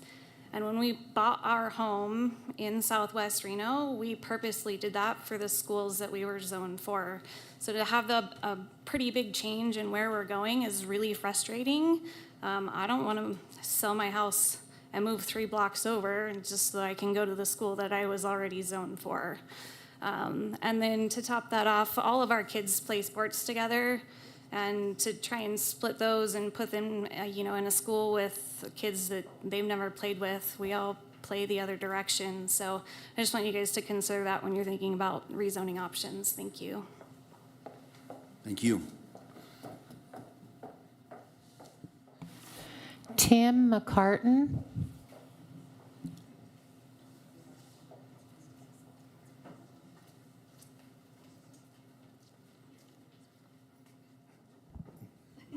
Hi, everybody. Thank you for what you guys are doing. I know how hard this job is. A couple of things that I wanted to bring up. One of them is the capacity question that you were talking about earlier. With the addition that we added on to Damani Ranch about 7 years ago now, that school is built to hold 2,200 students. So talking about making sure we have room and space at that school, all the options that are on the table, the largest number puts us, I believe, at 1,600. There's plenty of room to do that. The other piece I wanted you guys to take into consideration, it's been probably 15 years ago now, where we all put in proposals to have signature academies at every school, and as was brought up earlier, Damani Ranch is the performing arts center for our district. If you choose option 1 or 1A, that will effectively destroy our performing arts program. If we lose 300 students compared to where we are right now, that's 10 allocations. As the curriculum assistant principal, I'm the one who builds that master schedule. I can tell you right now, I would have to cut in our performing arts center, which means we would lose one of our programs. So I've got to choose, do I lose dance? Do I lose choir? Do I lose band? Do I lose orchestra? Do I lose theater?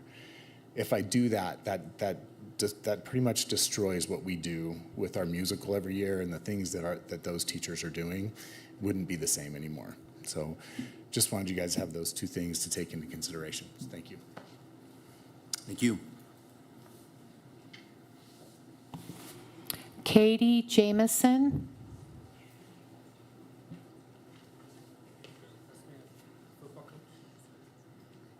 Hi, I'm Katie Jameson, for the record. Thank you, committee. I know these decisions are not easy and complicated. And I was here years ago for the first rezone. I'm a Huffaker mom. I've been there 10 years. By the time we leave, we'll have been there 12. So we've seen this a few times. I just wanted to give you some perspective from a family who's been kind of thrown around in the zoning and what our family looks like in the moment. So I have 3 students, and I have one at Huffaker who's in 3rd grade. I have one at hers on School of Choice who's in 7th grade, and I have one in the zone who's going to Reno High and is also participating in the Red House project there. We're all kind of mixed up, as you can see. I have 2 children that are, gearing up for high school. We made the decision to School of Choice our middle child, knowing that another rezone was coming. Our distance-wise, we're very far in the pocket of the zoning. We're on the other side of Huffaker, probably proximity, we're closer to hers. We did that in hopes that we wouldn't get caught up in another rezone. And here we are, but we tried to do the best we can for our family. But I just wanted to express what it kind of looks like when you have students hoping and striving for certainty. Some of the other things that parents said, not having that certainty and changing often is difficult. I do think having 2 options to go Vaughn, Wooster was kind of shocking for a bunch of us to see that on there as we drive past other closer schools, way outside of our bubble, if you will, that we've already tried to maintain for many years and have that community and try to keep our kids with their community so they're stronger and have some support as they're moving through different schools. So I wanted to point that out. So I'm not a fan of Vaughn Wooster.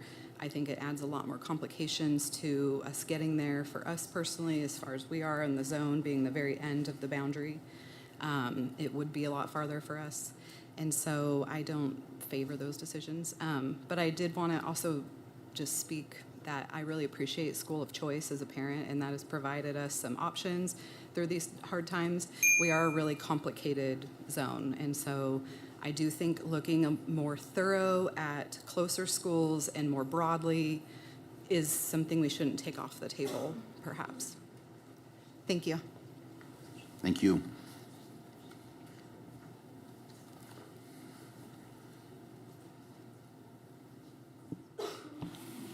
Aaron Worrell?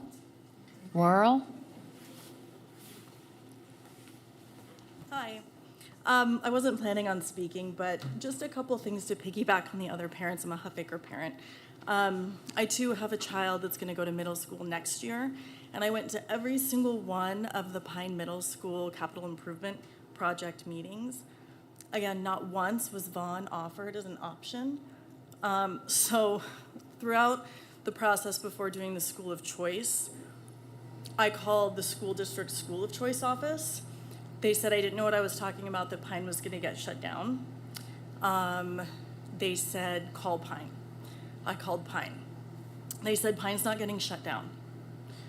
Try calling Huffaker. I left a message for the dean at Pine. No one called me back. I called my own school at Huffaker. The principal wouldn't even call me back. The reason why this is important is because I was trying to make an educated guess based on the information that the district gave to me in every single meeting to anticipate where my child was going to be rezoned. So she didn't do Pine for 1 year, get disrupted again, and then have to go to another school. We all moved to the neighborhood for Swope and Reno. We've been told that's not an option. At that capacity, it's full. So my best guess, based on the information over the last year or two, has been to go to hers. We are now enrolled next year for hers. I'm really not happy with the misinformation and the feeling like Huffaker is an afterthought for zoning. Again, as we've said multiple times, it's a little pocket and a little community, but it repeatedly feels like it's forgotten and it's knocked aside. So I'm really asking that this information is clear and well thought out, because this impacts students in August. This is a big deal for a lot of families. So please work on clarifying the information. This Vaughn stuff is totally news to us. I have other thoughts, but I don't have the time. Thank you. Thank you. There's no more in-person comments for 2.05. Very good, and thank you for the folks that submitted digital comments. We have read those and received those. I just want to say thank you too for the public's engagement. This process is easier when you participate and give us feedback. So it's not a small investment of your time. So I just want to acknowledge that and say thank you. At this point, I think it's going to be helpful for the committee to have a bit of a discussion ourselves about the information we've heard tonight. And I think that the objective should be, since we are not taking action tonight, that we give some sort of clear direction back to district staff so that the next time we meet in April, that they can provide us updated option based on our view. So I think it'd be good to just share thoughts or concerns about what's been presented clearly so we can just understand where folks' minds are at. So with that, would anyone like to sort of open up the discussion? Yeah, this is Polly Boardman. There's a few things that that are going through my mind. So first, in our old maps, we used to have numbers of how many from each community, and that might be helpful, like when people are bringing up how many people are at each school, you know, kind of seeing where the pockets are. I know that we took option 2 off the, wait, too many options. Option 2 off the table because it underutilizes Vaughn, but that's Donner Springs and Hidden Valley to go to Damani. So I'd be curious how many students, I mean, I would have done the math, but how many students with Donner Springs going to Vaughn and Hidden Valley going down to Damani, because I am concerned about what Tim is saying regarding that program getting depleted too. So, I mean, we're kind of in a pickle overall, but the other one, 1B, I feel like because you have a school,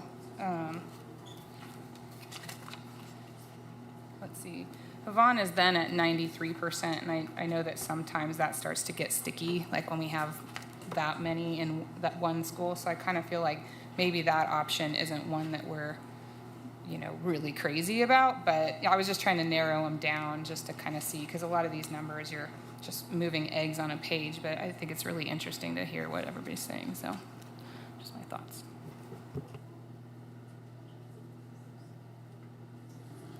Ryan Anderson for the record. I was hoping maybe we could get some of the numbers on the SWOPE. It was on here as an option, and I know it's saying that it's uncomfortably SWOPE enrollment,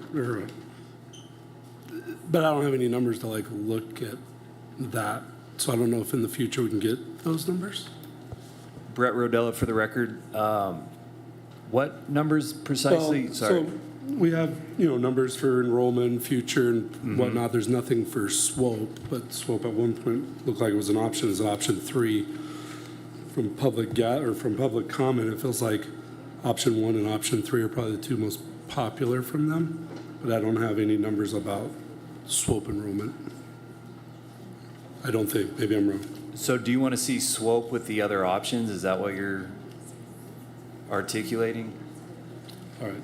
Never mind. I've just been shown. Okay. Let me I check think that. there are some SWOPE numbers in the appendix. Okay. I'll look at those then. The other options.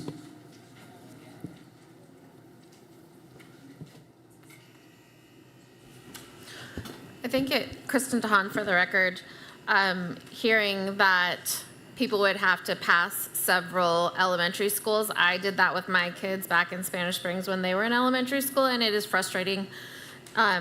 And I don't remember that we have looked at anything where any of those schools would be going that way. So if we could maybe look at that. Yeah, Brett Rodella for the record. Can I provide a little bit of discussion on that? Something I noticed, you know, for one, these options unfolded kind of linearly, okay? And the reason Huffaker is on, you know, Huffaker doesn't have a middle school come 26, 27. So that when it comes to disrupting other areas, this doesn't come into play until it's voiced from the public. A little more to say is, what case are you going to make to Anderson, Beck, or Mount Rose if they're zoned to Vaughn, and if you put Huffaker into SWOPE? I'm not trying to debate anyone here. I'm just trying to lay out some perspective for my sake, the sake of the public, and the committee.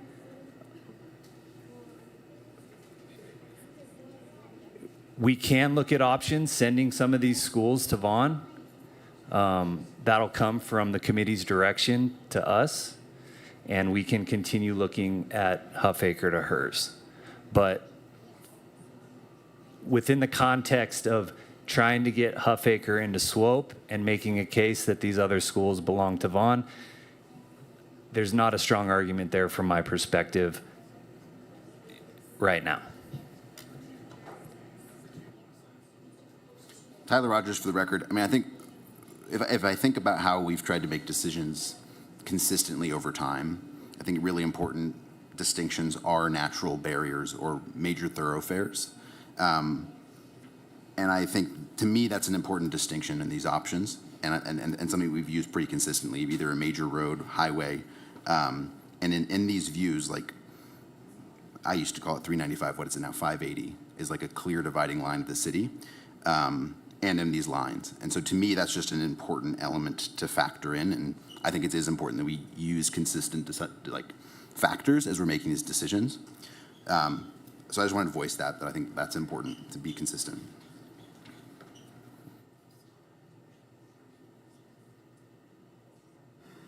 Darren Fleck for the record. I think we're running up against two issues. One is something we can't do anything about is we have the district planners telling us there's not as many children, but yet we're building,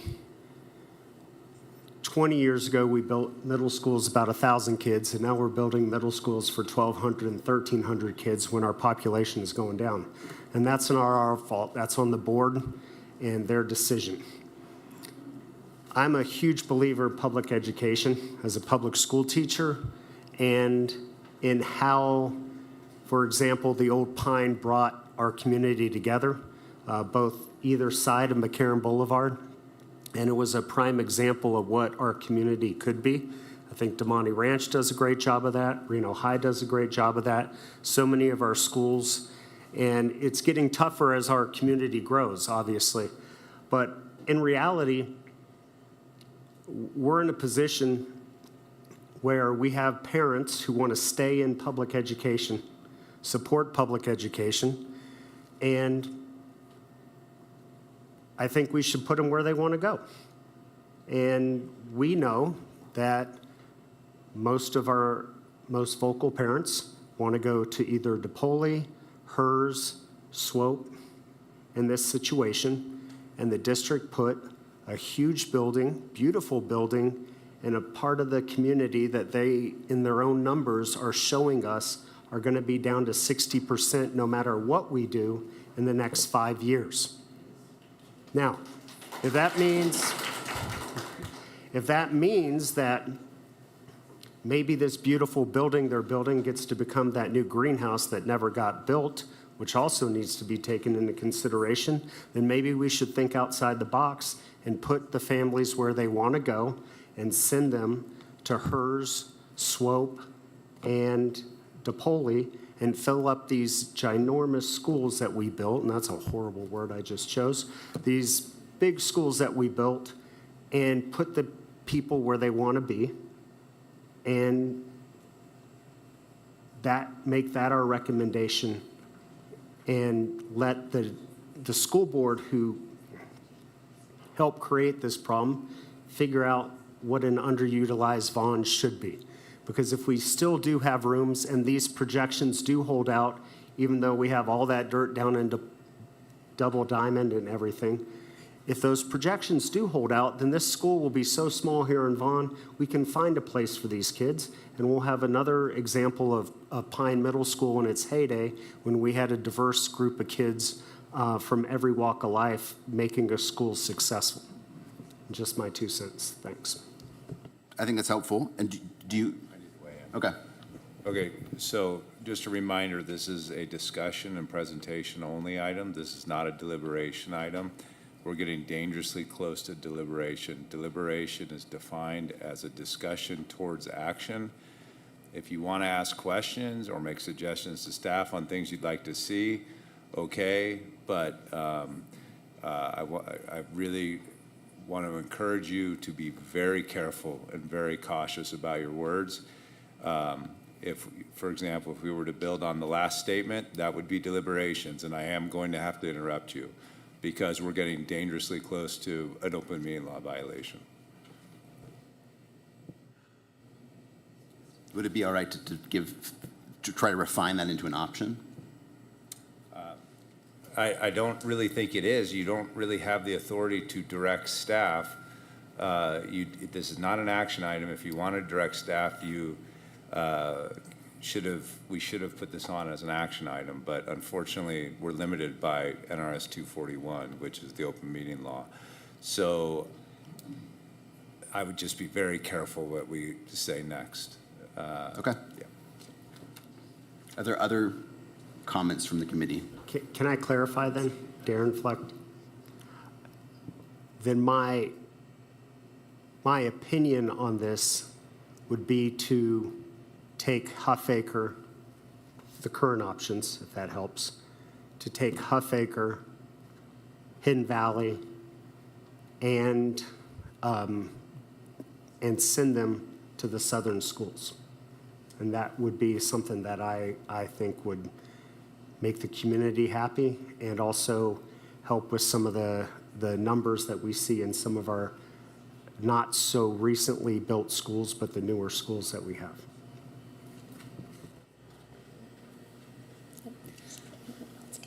Cami LeRae for the record. I think that having kids go to public school and having those dollars stay within the budget, quite frankly, is something that is important to consider. I am not quite sure from a data perspective where the insight would come from as far as like what we would ask of staff on this one.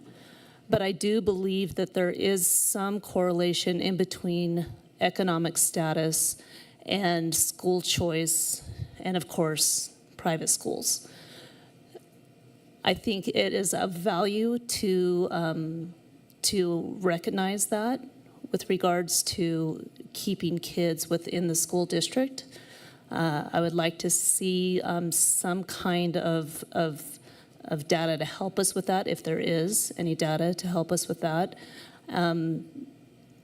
Yeah, so it's a little esoteric, and it definitely has some economic strata that goes to it. And I want to make sure that with the Damani Ranch programs, the Damani Ranch High School programs, whatever, I think that there's that disconnect for me, at least, to understand how these decisions and where those thresholds are with regards to the budgets and what these decisions do to the extracurricular programs in some of these schools, because I think it's also important taking the economic, and really make it an equitable kind of decision to where we're not taking programs away from schools. I think that's actually a paramount importance. So I don't know exactly how the data comes to us in order to make sure that we're not doing that kind of harm, but I know it's outside of what we're seeing right now. That's all.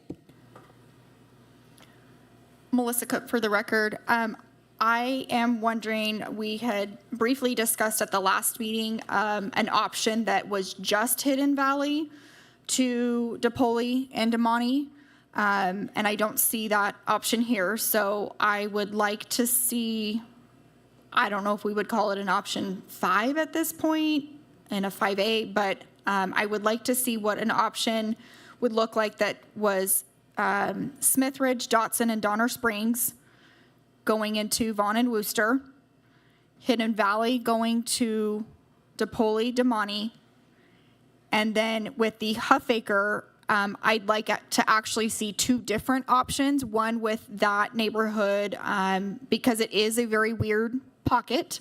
One option of them going to Swope and Reno, and another one of them going to the Hearst Galena.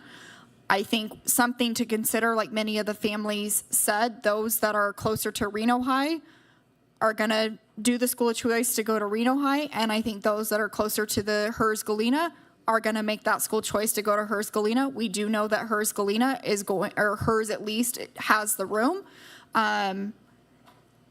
So I think regardless of what we do with Huffaker and also regardless of what we do with Hidden Valley, they're still going to make the choices that they're going to make that are best for their children.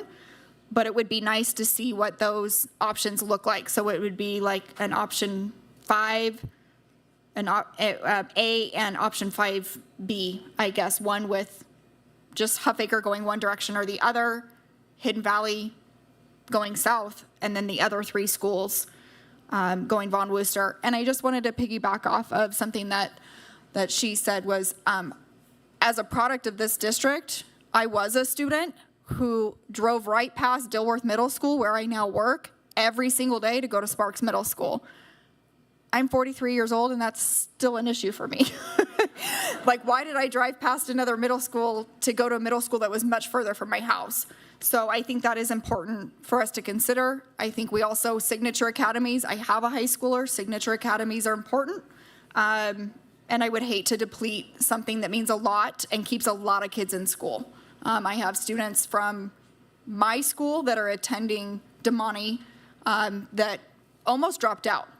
And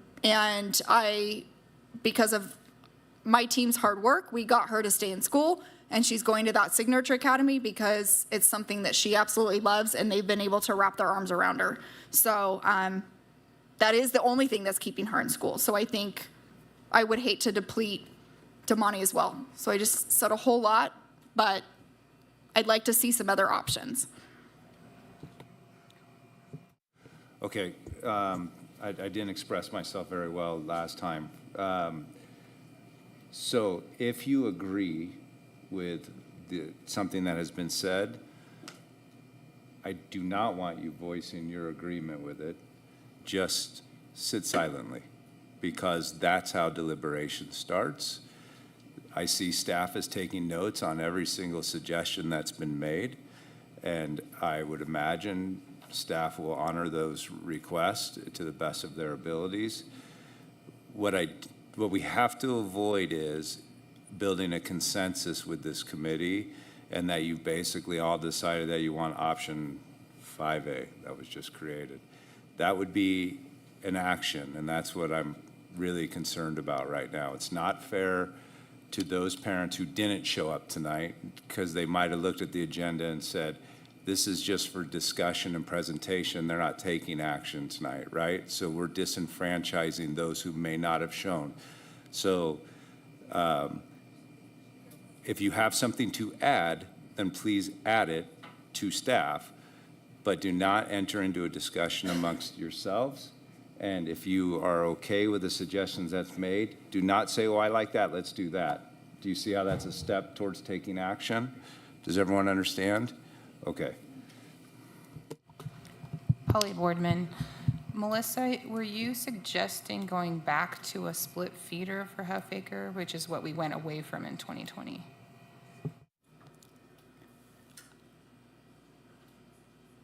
I could be in support of that, or I would like to see the numbers if we went one direction, what that means for, let's say, HERS, Galena. If we went the other direction, then what does that mean for Swope, Reno? So I think having either one of those options, or we could look at a split again, but I know that that's something they are not in favor of, so I'm just wondering what it would look like one direction versus the other to help us from a data-informed place for school numbers.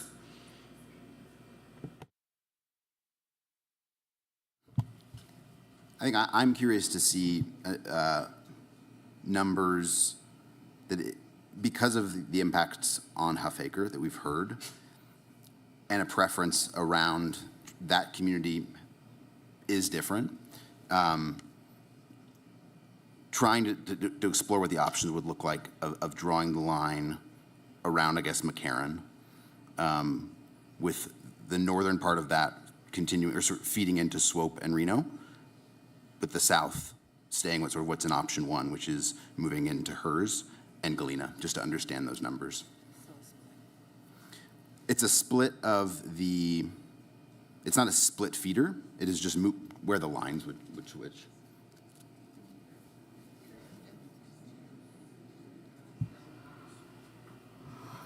Holly Boardman, Tyler, that would be a split Yeah, figure. sorry, you're right. Yeah, so yes, we would be splitting, yes, sorry. Correct. But that, we've heard that preference in the community, so I'd like to just see the numbers. Adriana Publico for the record. I'm wondering if staff knows if Hidden Valley is zoned away from Vaughn Wooster, can the students in the deaf and hard of hearing program still access transportation through special education?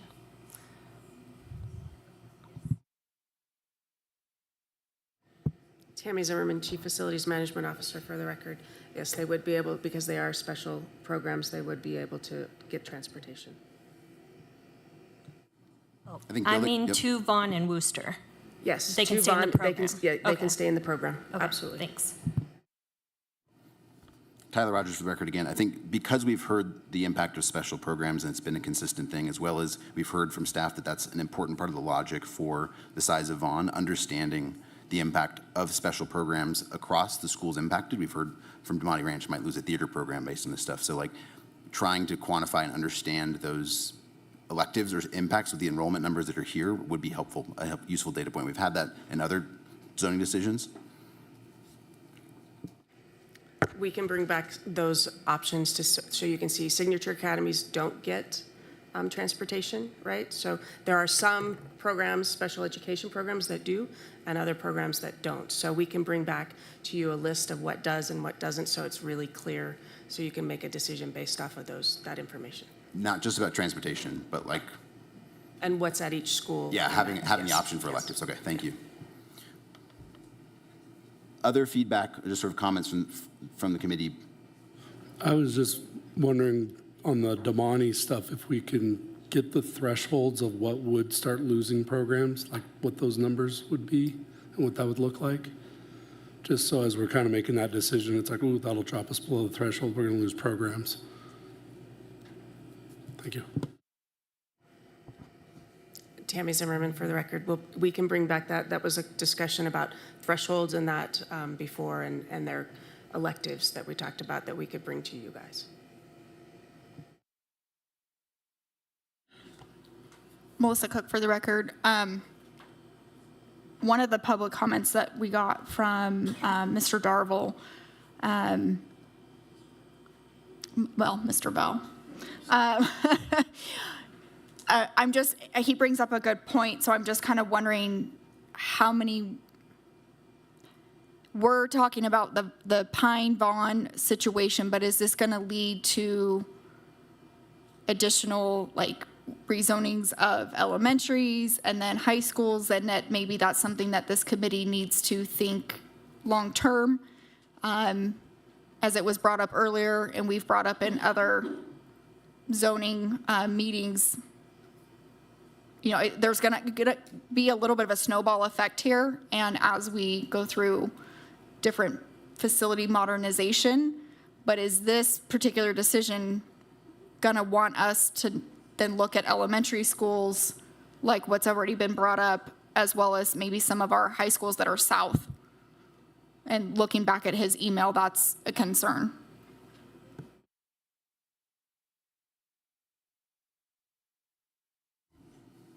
This is helpful feedback. Anything else that we want to voice for staff to hear so that we can have that at our next meeting for action? I think the only thing that I would like to add is safety was brought up. And I think it is not the purview of this committee to make safety decisions for the district, but I think it's an important element for us to factor in. And so I think it would be helpful for staff to surface some information and be responsive on that.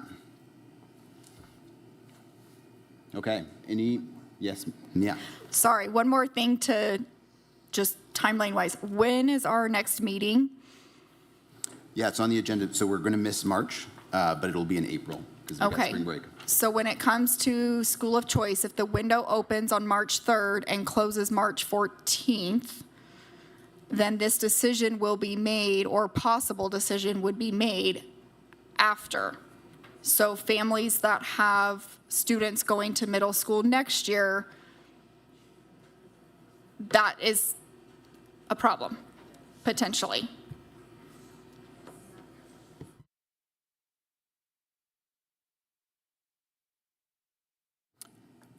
We can remind us of the timing impact in terms of when this decision would go in? So this decision for Vaughn specifically would go into the school year of 26, 27, right? So it does give them a year, but if their students start, right, that's what you're kind of talking about, is if they start and then it's changed after that. The school of choice option is out there, right, and should be prioritized where those students would want to go. And they should put in applications for that at this time.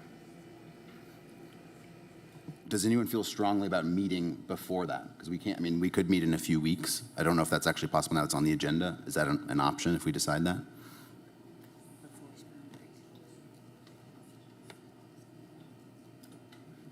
The plan was that we would normally meet during spring break.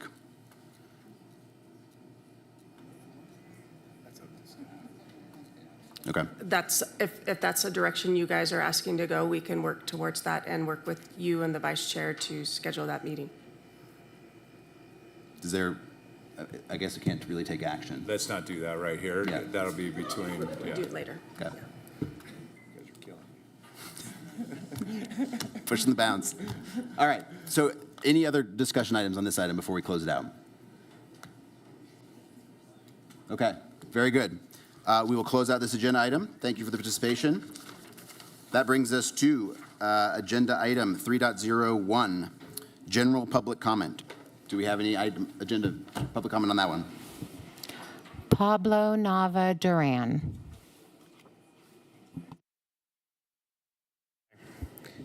All right, so if you want to go to, so here's a different option for you guys. So that better for you, Darren Freck. So you want to keep Hidden Valley, Dawson, Don Spain to go to DePaul and Damani to keep the program. Pablo, I'm sorry to interrupt you. We're going to just sort of we'll restart the time here, but I just want to be clear to the community members that are here about the announcement of the next meeting. If we do shift the date, It's a possibility that the date will shift. we want you to know that it's a possibility based on what's been discussed. So please monitor the school website for if a meeting is scheduled to be posted publicly there. Look for the information, but I just want to flag that so that we can get your participation. Thank you. Sorry, Pablo, to interrupt. We want to make sure we got that. All right, so if, as I say, if we want to keep it on zones, Hidden Valley, Dawson, and Don Spring, we zone to DePaul and Damani, so they don't lose the signature program or lose allocation. And then Huffaker to Hearst and Galena.